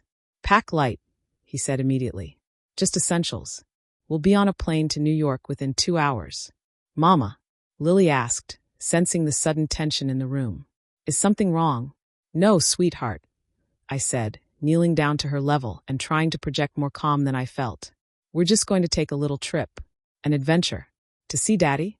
Rose asked with the intuitive leap that sometimes took my breath away. I met Andrew's eyes over their heads, seeing understanding and determination in his expression. There was no more time for hiding, no more chances to avoid the confrontation I had been dreading for 4 years. "Yes," I said quietly. "To see Daddy." As we hurried home to pack, I caught Andrew making phone calls in low, urgent tones, arranging transportation, coordinating security, managing the kind of crisis that required resources and connections I couldn't begin to match. For 4 years, I had convinced myself that I was protecting my daughters by keeping them away from their father's world. Now, I was beginning to realize that I might have been putting them in more danger by trying to hide their true nature. Some secrets were too powerful to keep hidden forever, and some fathers were too important to deny, no matter how much they had hurt their children's mother. By midnight, we were on Andrew's private jet, flying toward New York and the confrontation that would change all our lives forever. Lily and Rose slept curled up together in the luxury seats, exhausted by the day's events and trusting their mother to keep them safe. I stared out the window at the lights below, my hand resting protectively on the small bag that contained everything we owned, and tried to prepare myself for seeing Dominic again. For years ago, I had run away to protect my heart. Tonight, I was running toward the very man who had broken it, because protecting my daughters was more important than protecting myself. Some kinds of love were worth any price, even the risk of being destroyed all over again. Chapter 7. Confronting the Past. The Ashworth family estate sat on 15 acres of pristine grounds in the Hudson Valley, a sprawling testament to old money and older power. As Andrew's car wound up the private drive toward the main house, I felt like I was approaching a fortress designed to keep people like me firmly on the outside. "It's big," Rose observed from her car seat, pressing her face against the window to get a better view of the imposing stone mansion. "Really big. Really, really big," Lily agreed. "Do you think Daddy lives in a palace?" "Something like that," I murmured, my stomach churning with anxiety as we pulled up to the front entrance. It was barely 5:30 in the morning, but Andrew had insisted on bringing us here directly from the airport. "Dominic's an early riser," he had explained, "and this conversation is better handled in private before his staff arrives for the day." Now, as I helped my daughters out of the car and looked up at the intimidating facade of Dominic's childhood home, I wondered if I had made a terrible mistake. The girls looked impossibly small against the backdrop of such overwhelming wealth and privilege. 2 little mountain children about to meet their billionaire father. "Isabel." Andrew's voice was gentle as he noticed my hesitation. "He's going to love them. And once he gets over the shock, he's going to be grateful that you came back." "And if he's not?" I asked quietly. "Then I'll personally ensure that you and the girls are protected and provided for, regardless of what Dominic decides," Andrew replied firmly. "But Isabel, I really don't think that's going to be necessary." The front door opened before we could knock, and I found myself face to face with Mrs. Patterson, the elderly housekeeper who had worked for the Ashworth family for over 40 years. She took one look at Lily and Rose and gasped audibly. "Merciful heavens," she breathed.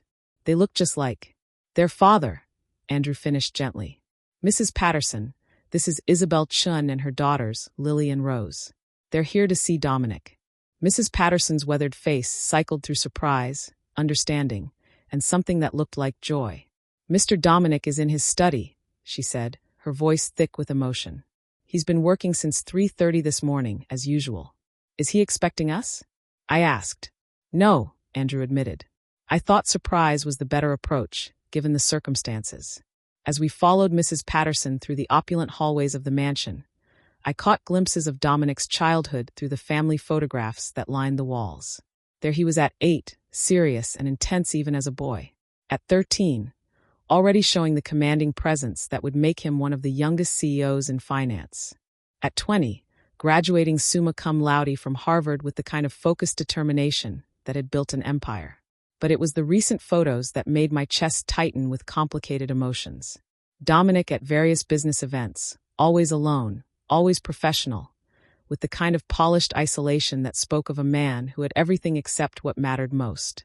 "Mama," Lily whispered, tugging on my hand. "Me too, sweetheart," I admitted, squeezing her small fingers. But sometimes we have to be brave even when we're scared. Will Daddy like us? Rose asked with the heartbreaking vulnerability that only children could manage. He's going to love you, I said, hoping I was telling the truth. Mrs. Patterson stopped outside a heavy oak door and knocked softly. Mr. Dominic, your brother is here to see you. He's brought some guests. Tell Andrew I'll meet with him after the London call. Came Dominic's voice from behind the door, still the same smooth, commanding tone that had haunted my dreams for 4 years. I need to finalize these numbers first. Sir, I really think you should see them now, Mrs. Patterson persisted gently. There was a pause, then the sound of a chair being pushed back from a desk. Fine. Send them in. Mrs. Patterson opened the door and ushered us into Dominic's private study. A room that managed to be both intimidating and comfortable with its floor-to-ceiling bookshelves, leather furniture, and massive stone fireplace. But all I could see was the man standing behind the desk, frozen in the act of closing his laptop. For years had changed him. He was still devastatingly handsome, still carried himself with the kind of authority that commanded attention. But there were new lines around his eyes, a weariness in his posture that spoke of exhaustion that went deeper than simple overwork. His storm gray eyes, the same unusual shade that marked Lily and Rose as his children, fixed on me with an intensity that made my breath catch. For a moment, we simply stared at each other across the space of his study, for years of separation and unspoken words hanging between us like a wall. Isabel, he said finally, my name barely a whisper. Hello, Dominic. I managed, proud that my voice remained steady despite the earthquake happening inside my chest. That's when his gaze shifted to the 2 small figures standing beside me, and I watched his face cycle through confusion, recognition, and absolute shock as he took in their distinctive eye color and familiar features. These are, he began, then stopped, apparently unable to finish the sentence. Lily and Rose, I said quietly. Your daughters. The silence that followed was deafening. Dominic gripped the edge of his desk like it was the only thing keeping him upright, his storm gray eyes moving between the girls' faces, as if he was trying to solve an impossible puzzle. My daughters, he repeated slowly, testing the words.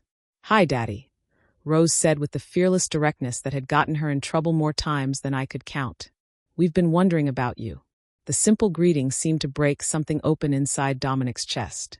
He moved around the desk with careful deliberation, dropping to his knees in front of the girls, so he could look at them at eye level. Hello, he said softly, his voice rough with emotion. You're beautiful. We look like you, Lily observed with the analytical mind she had inherited from him. Mama says we have your eyes. You do, Dominic agreed, his own eyes bright with unshed tears. How old are you? 4, they said in unison. 4, he repeated, and I could see him doing the math, calculating back to when they would have been conceived. His gaze flicked up to mine briefly, filled with questions and accusations and something that looked like grief.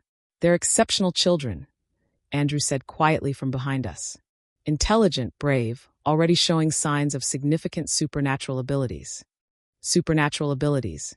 Dominic's attention sharpened immediately, his alpha instincts recognizing the implications. Lily stopped a moving car with her bare hands yesterday, I said. That's how Andrew found us. That's why we're here. Dominic's expression went from wonder to concern to something approaching fear. She what? It was an accident, Lily said quickly, apparently sensing his alarm. I didn't mean to show off. The car was going to hit the other kids, and I couldn't let that happen. She was protecting her friends, Rose added loyally. Lily always protects people.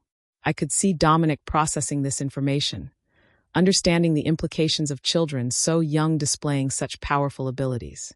In the werewolf world, early manifestation of alpha-level powers usually indicated an extraordinarily strong bloodline, exactly the kind of genetic heritage that could attract dangerous attention. Isabel, he said, rising to his full height and fixing me with an intense stare. We need to talk. Privately. I don't want to leave them, I said. They'll be fine, Mrs. Patterson interrupted gently. I'd be happy to show Lily and Rose the kitchen. I believe there are fresh chocolate chip cookies that need proper evaluation. Can we, Mama? Rose asked hopefully. I looked at my daughters, weighing my protective instincts against the need to have an honest conversation with their father. Stay with Mrs. Patterson, I said finally. Don't wander off and don't touch anything expensive. We'll be good, Lily promised solemnly. After they left with the housekeeper, Dominic moved to the fireplace and stood with his back to me, his hands braced against the mantel, as if he was trying to hold himself together through physical force. "For years," he said finally. "You've been raising my children for 4 years, and you never told me. You made it very clear that I was a mistake you regretted," I replied, old pain bleeding into my voice. "Why would I subject them to a father who saw them as complications?"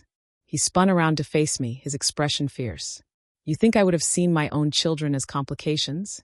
I think you saw everything in your personal life as a complication," I shot back. "Including me." "Isabel." "No," I interrupted, years of suppressed anger finally finding their voice. "You don't get to be upset with me for protecting them. You called our night together a moment of weakness. You told your business partners that you deeply regretted what happened between us. What was I supposed to think?" "You were supposed to trust me," he said desperately. "You were supposed to give me the chance to do the right thing." "The right thing?" I stared at him in disbelief. "Dominic, you couldn't even look at me the morning after we were together. You left me a note like I was some one-night stand you needed to dismiss politely. I was trying to protect you. From what? From me." The words exploded from him with the force of years of suppressed emotion. "From my world, from the expectations and obligations that would have destroyed anything beautiful between us. Isabel, I was falling in love with you, and that terrified me more than anything I'd ever faced." The confession hit me like a physical blow. "You were what?" "Falling in love," he repeated quietly. "Had been for months, maybe years. And when we finally came together that night, when I held you and felt what it was like to have someone see past all the armor and authority to the man underneath, I knew I was lost." I stared at him, trying to reconcile this admission with everything I thought I knew about that night and its aftermath. "Then why did you push me away? Why did you let me leave?" "Because I was a coward," he said simply. "Because I had no idea how to be in love, how to balance my feelings for you with the demands of running a company and leading a pack. Because I was convinced that loving me would destroy you the way it destroyed my mother." The reference to his mother, who had died when Dominic was 15, unable to handle the pressures of being mated to a powerful alpha, made my chest tighten with understanding. "Dominic, I spent 4 years telling myself I had done the right thing," he continued, his voice breaking slightly. "That you were better off without me, that you had found happiness with someone who could give you a normal life. And now I discover that you were raising my children alone, protecting them from dangers I should have been there to face with you." The pain in his voice was so raw, so honest, that it cut through years of carefully constructed defenses. "I thought you didn't want us," I whispered. "I wanted you so much it was killing me," he replied fiercely. "But I was too proud and too scared to fight for what we had. And now," he gestured helplessly toward the door where our daughters had disappeared. "Now I've missed 4 years of their lives because I was too much of a coward to tell you I loved you." The word love hung in the air between us like a bridge I wasn't sure I was brave enough to cross. "Dominic, I know I don't deserve another chance," he said quickly. "I know I hurt you in ways that might be impossible to forgive. But Isabel, please, let me be their father. Let me protect them the way I should have been protecting you all along."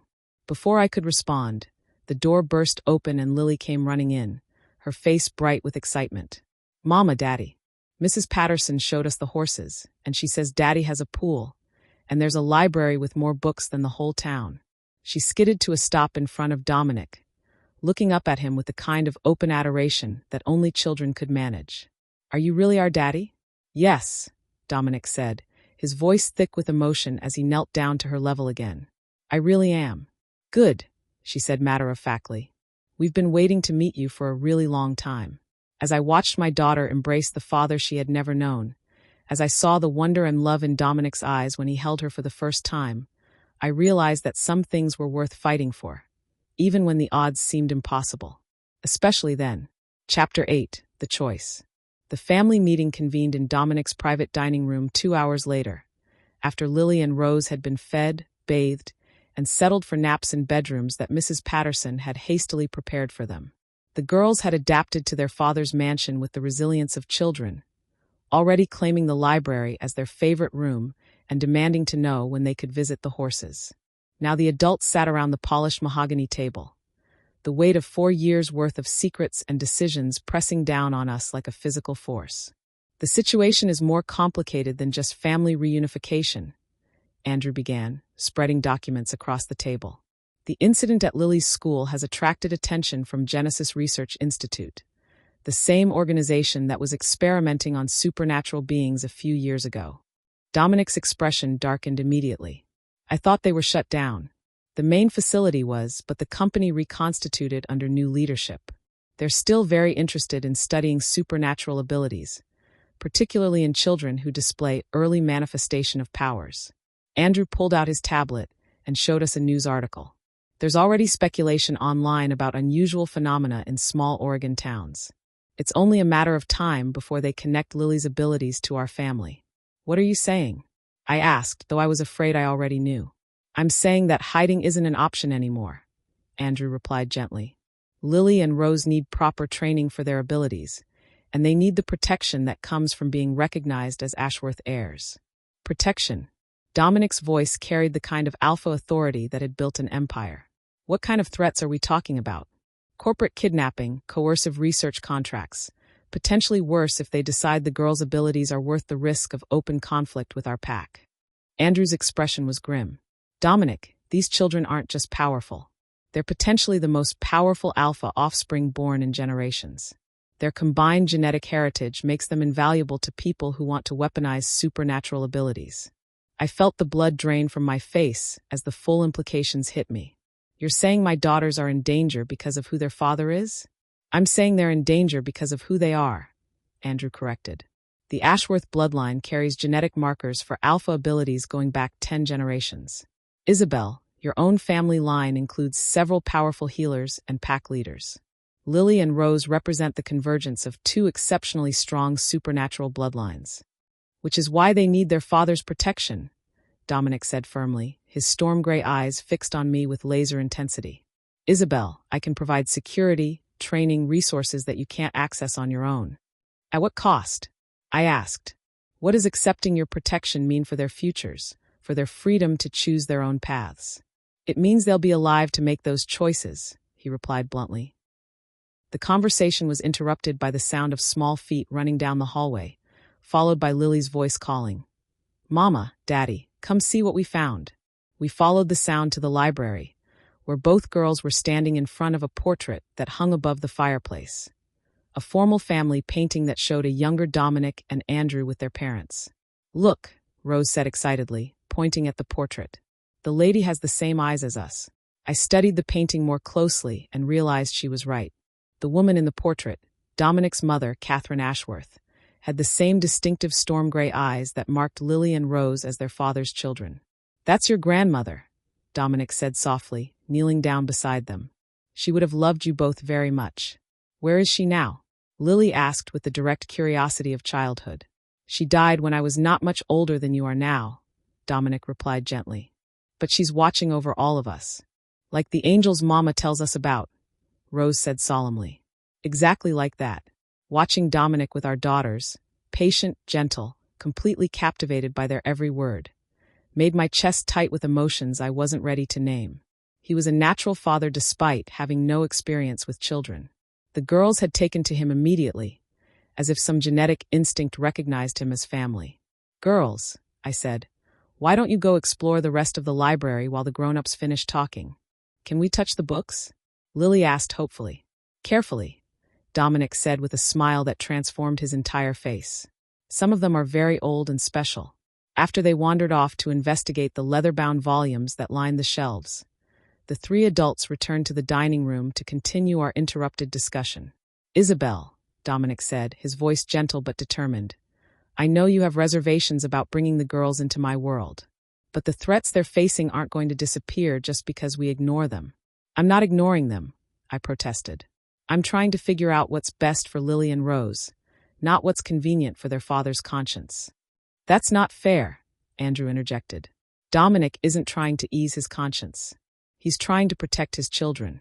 Children he didn't know existed until this morning. I shot back. Because you didn't tell him, Andrew replied firmly. Isabel, I understand why you made the choices you did 4 years ago, but the situation has changed.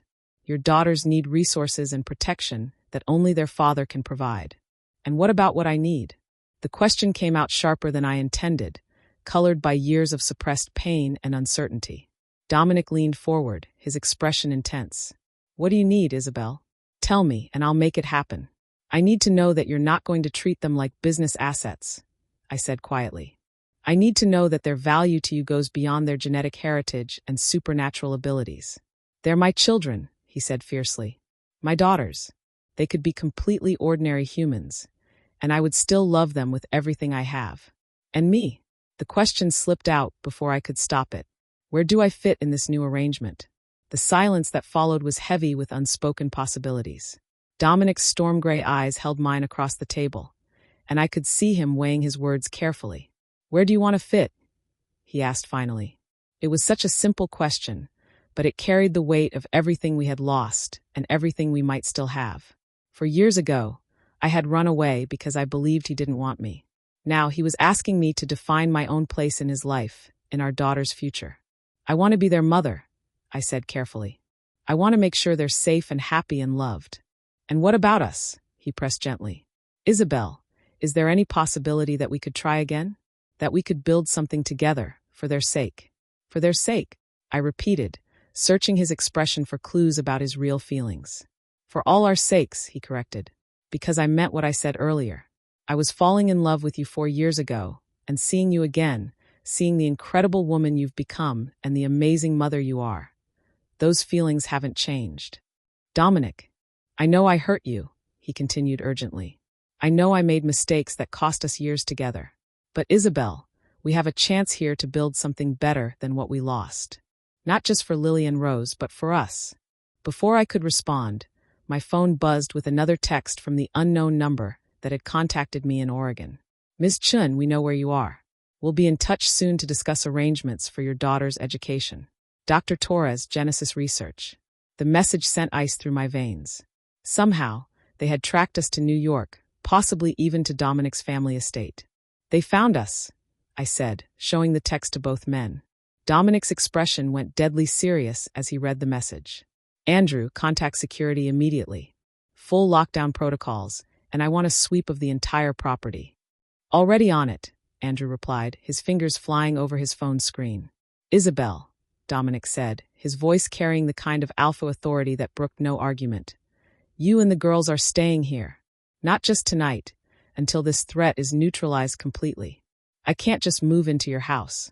Yes, you can, he interrupted firmly. Isabel, these people are threatening our children. They're threatening the woman I love. I'm not letting you face this alone. The casual declaration of love hit me like lightning. But before I could process it fully, Lily and Rose came running back into the dining room. Mama, there are men with scary faces outside, Lily reported with the matter-of-fact tone that children used for announcing everything from scraped knees to natural disasters. They're security guards, Dominic explained calmly, but I could see the tension in his shoulders. They're here to keep us all safe. Safe from what? Rose asked. From people who might want to hurt families like ours, he said honestly. But don't worry, no one is going to hurt you while I'm here. The absolute certainty in his voice, the protective authority that radiated from him like heat from a fire, made something inside my chest unfurl for the first time in years.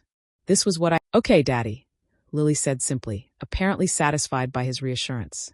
As evening fell around the Ashworth estate, as security teams swept the grounds and electronic countermeasures were deployed against potential surveillance, I found myself standing at the window of the bedroom that had been prepared for me, watching my daughters play in the garden under the watchful eyes of trained bodyguards. For 4 years, I had protected them alone.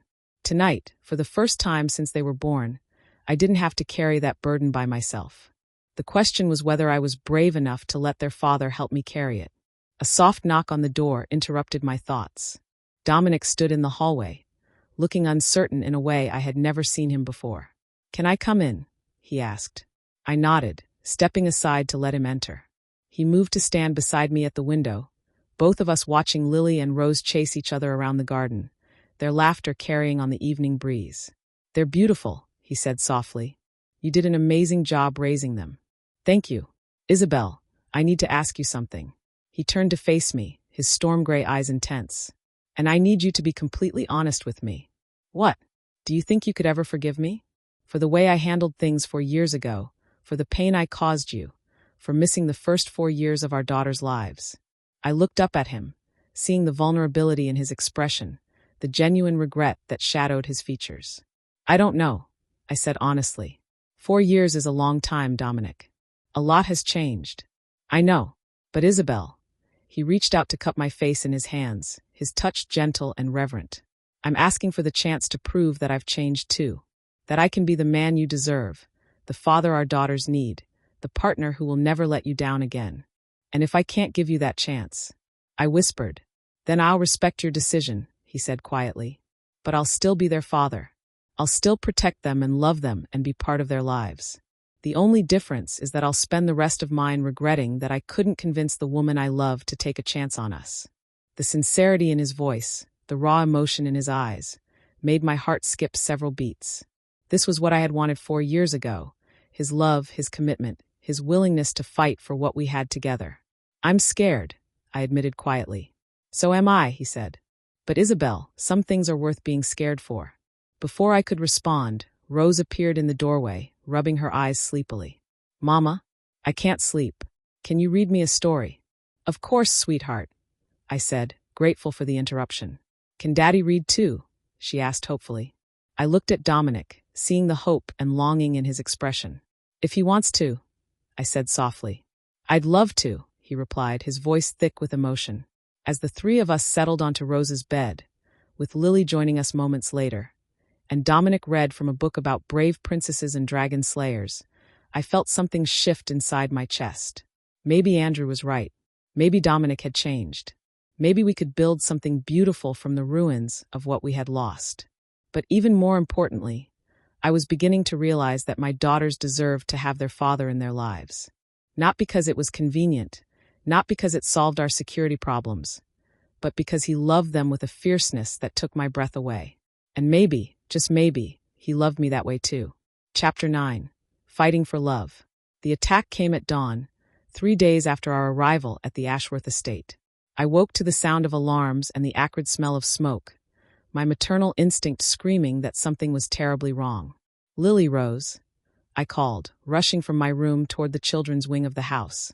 "Isabel." Dominic's voice cut through the chaos as he appeared in the hallway, already dressed and clearly coordinating some kind of response. "The girls are safe. Andrew has them in the secure room. We need to get you there too." "What's happening?" "Genesis made their move," he said grimly, his hand closing around mine as he led me through corridors I was still learning to navigate. Professional assault team, electronic warfare, the whole package. They want Lily and Rose, and they're willing to fight for them.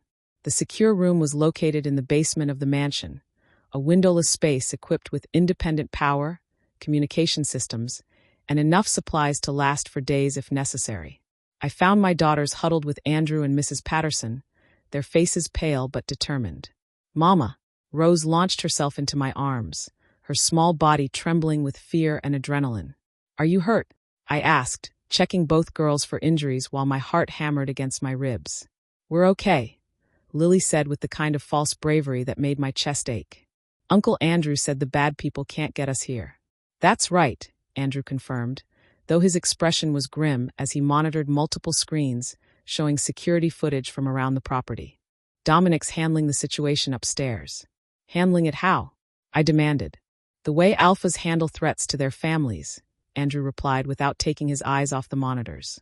Through the security feeds, I could see figures in tactical gear moving through the mansion's grounds, their movements coordinated and professional. But I could also see Dominic's security teams responding with equal skill. And something else that made my breath catch. Wolves. Dozens of them, moving through the shadows with predatory grace, their eyes reflecting green in the infrared cameras. Dominic had called in his pack, summoning every wolf under his protection to defend his home and family. "Is that legal?" I asked weakly. "Defending one's territory from invaders?" Andrew's smile was sharp as a blade. "Absolutely. Especially when those invaders are trying to kidnap children." The battle raged for what felt like hours, but was probably only minutes. I watched on the security monitors as Dominic coordinated his forces with the kind of strategic brilliance that had built his business empire, turning the attackers' advantages against them until Genesis's assault teams were overwhelmed and retreating. When the alarms finally stopped and the all-clear signal sounded, Dominic appeared in the secure room doorway, looking like he had stepped out of a war zone.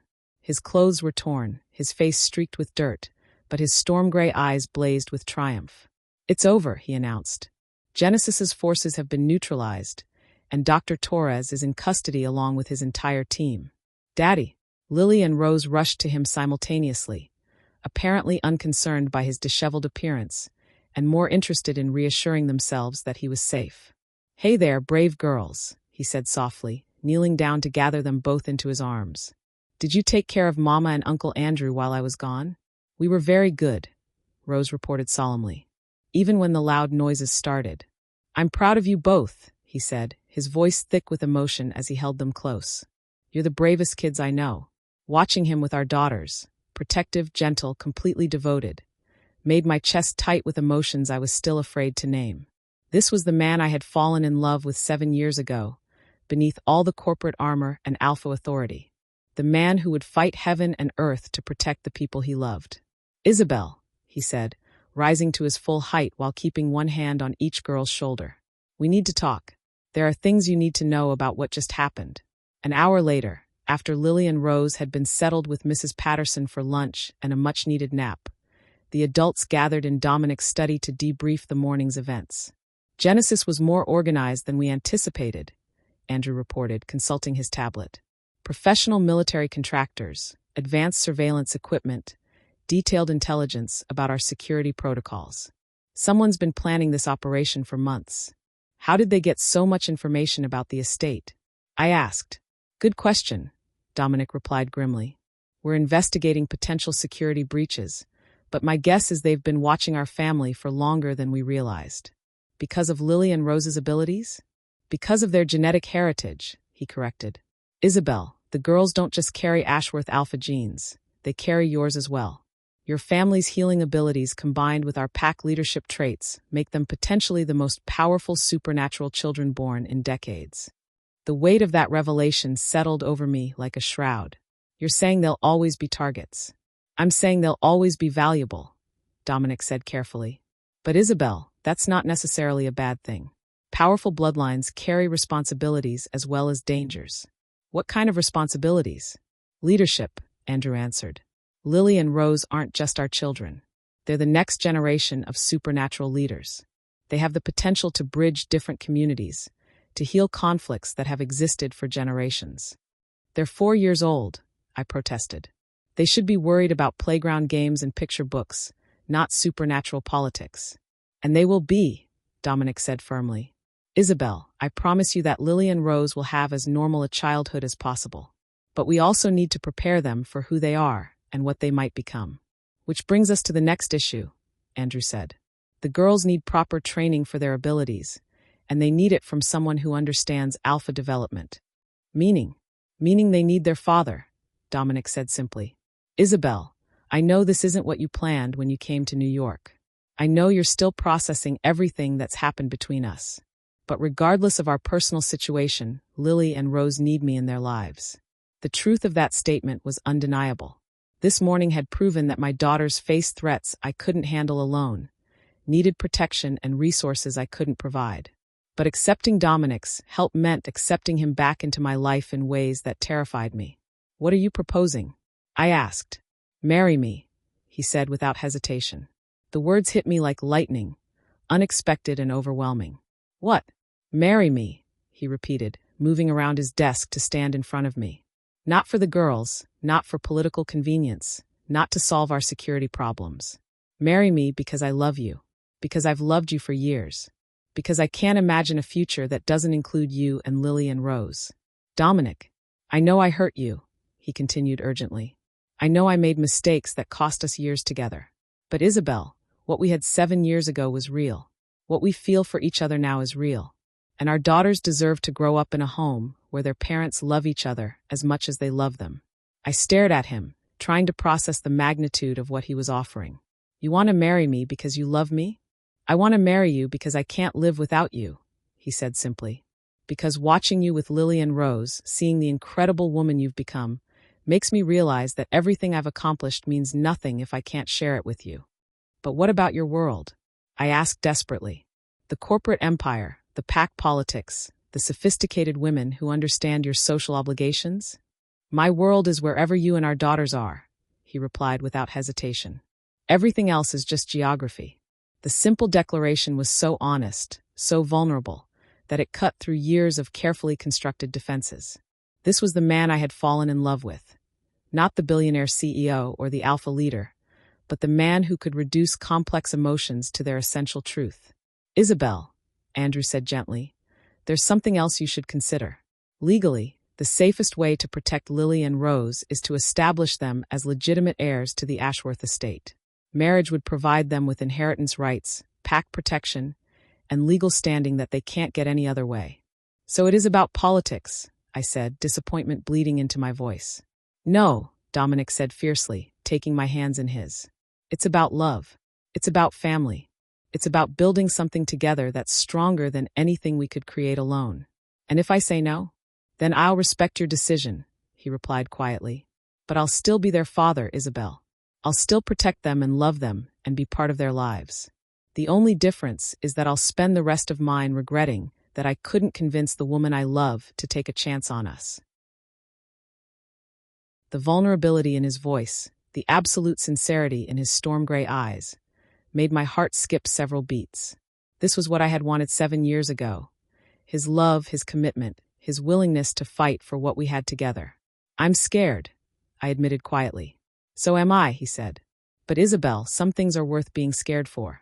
Before I could respond, the study door burst open and Lily came running in, her face bright with excitement and something else that made my maternal instincts prickle with alarm. Mama, Daddy. I made the flowers grow, she announced proudly. What flowers, sweetheart? I asked, even as I noticed the faint golden glow emanating from her small hands. The ones in the garden. They were all brown and sad, but I touched them and now they're pretty again.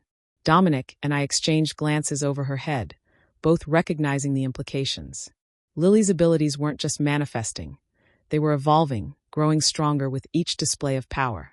That's wonderful, Lily, Dominic said gently, kneeling down to her level. But remember what we talked about. Your special abilities are gifts that need to be used carefully. I know, Daddy, but the flowers looked lonely. The innocence in her voice, the pure desire to help and heal, reminded me why I had fallen in love with Dominic in the first place. Lily had inherited his strength, but also his essential goodness, his instinct to protect and nurture what was precious. Lily, I said, making a decision that felt like jumping off a cliff. How would you feel if Daddy came to live with us forever? Her face lit up like Christmas morning. Really? He could stay. If that's what everyone wants, I said, looking directly at Dominic.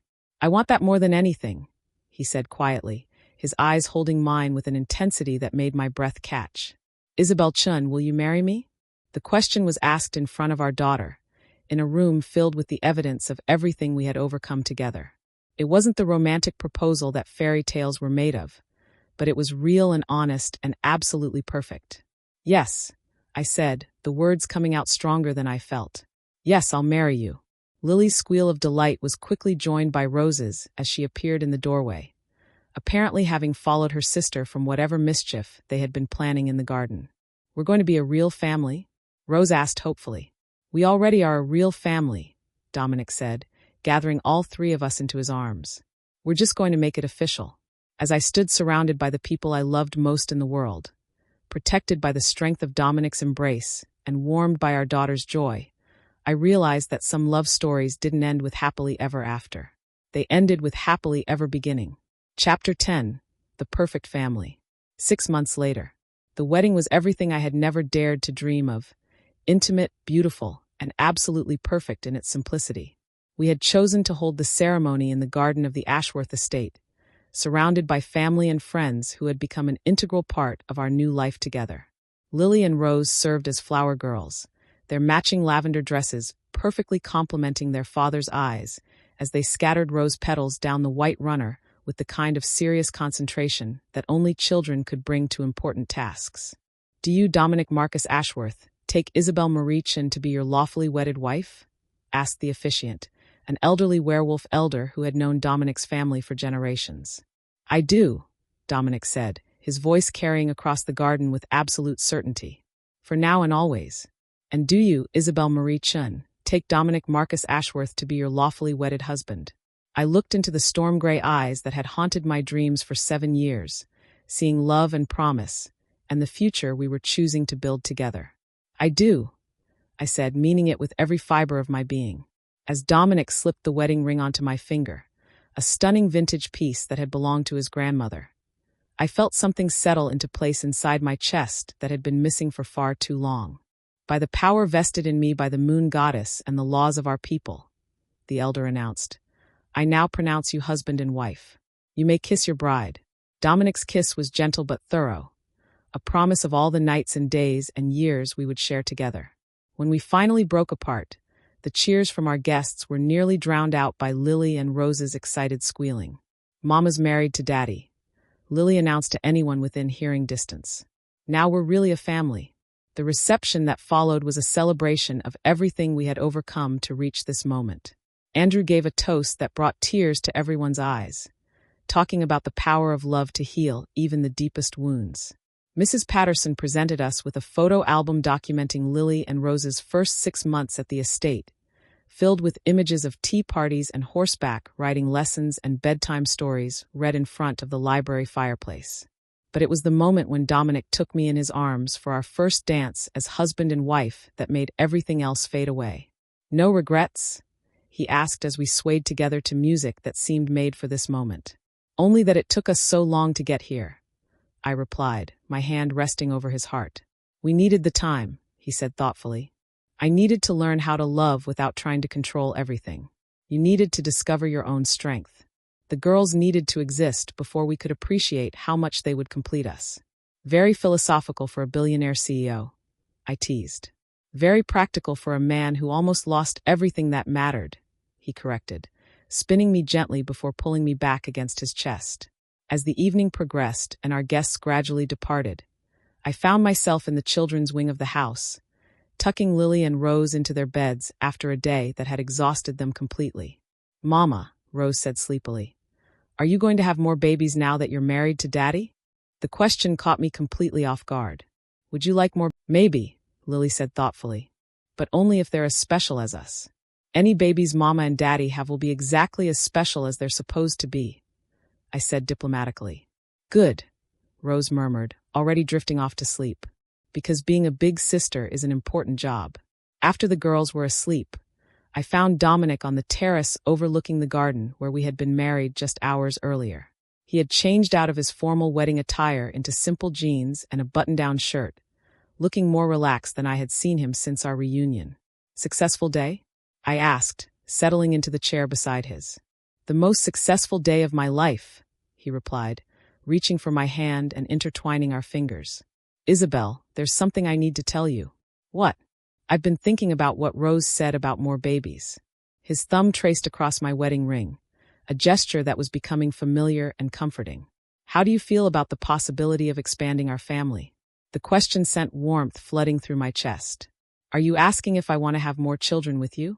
I'm asking if you think Lily and Rose would enjoy being big sisters, he said with a smile that was pure mischief.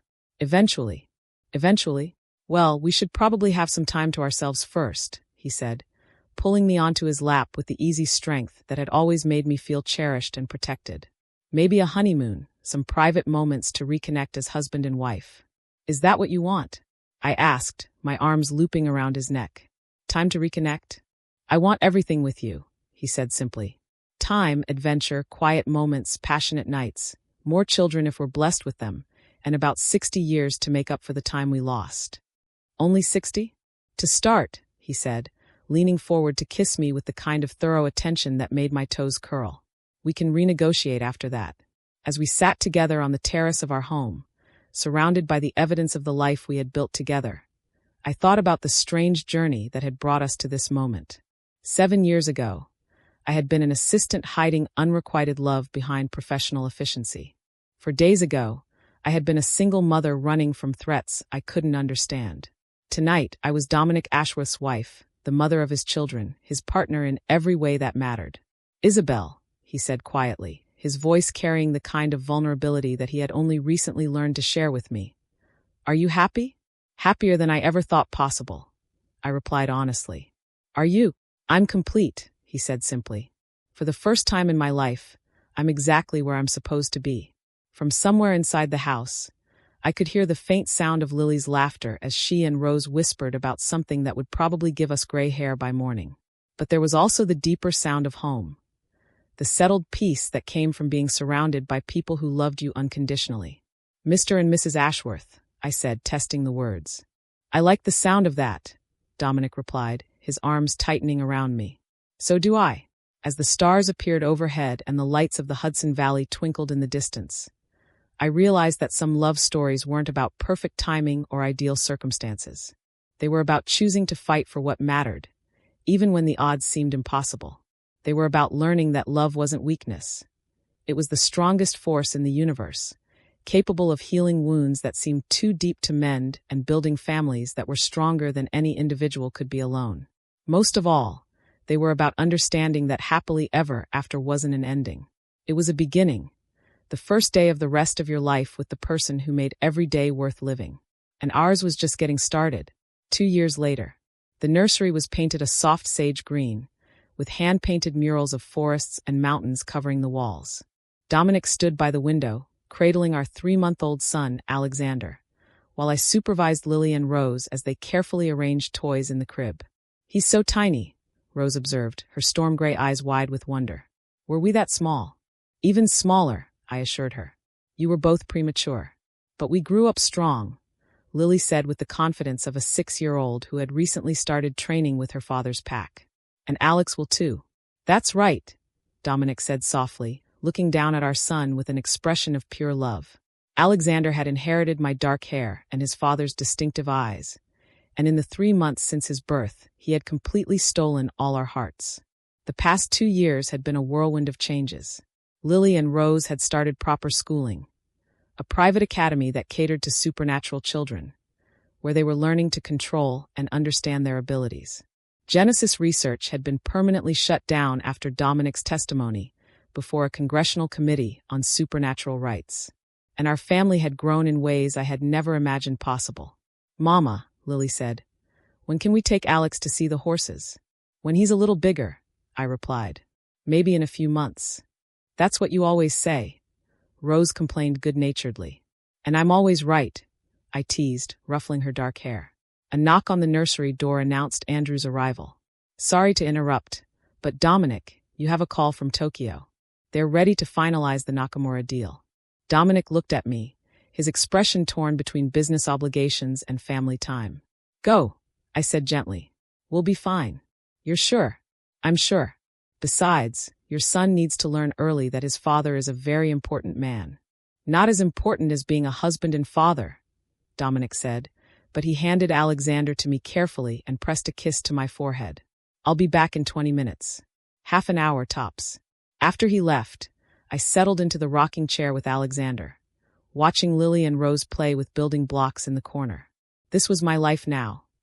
Peaceful, chaotic, filled with love and laughter, and the kind of simple joy I had never known was possible. My phone buzzed with a text from Margaret back in Silver Ridge. Saw the photos of the baby. He's gorgeous. Miss you all terribly. When are you coming to visit? Soon, I replied. We promise. Because that was another thing that had changed.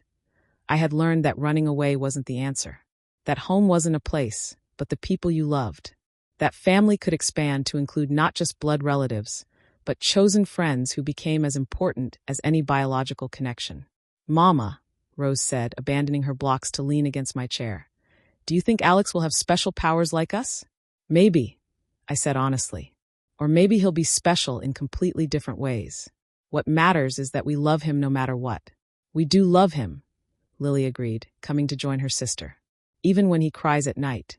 Especially when he cries at night, I corrected with a smile. Because that's what families do. They love each other through the difficult times as well as the easy ones.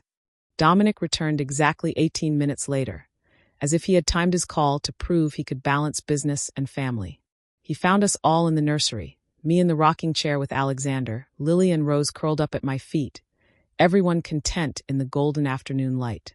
Now this, he said softly, pulling out his phone to take a picture, is what success looks like. Sentimental, I teased. Practical, he corrected, settling onto the floor with our daughters. I'm documenting evidence that I finally figured out what matters most. As evening fell and we moved through the familiar routines of dinner and bath time and bedtime stories, I found myself reflecting on how far we had come. 7 years of secret love, 4 years of separation, and now 2 years of building something beautiful from the ruins of what we had lost.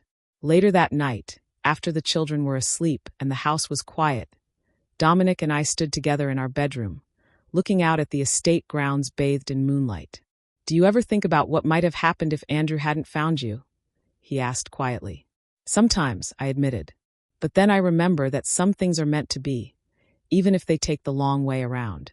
"The very long way around," he agreed, wrapping his arms around me from behind. "But worth it.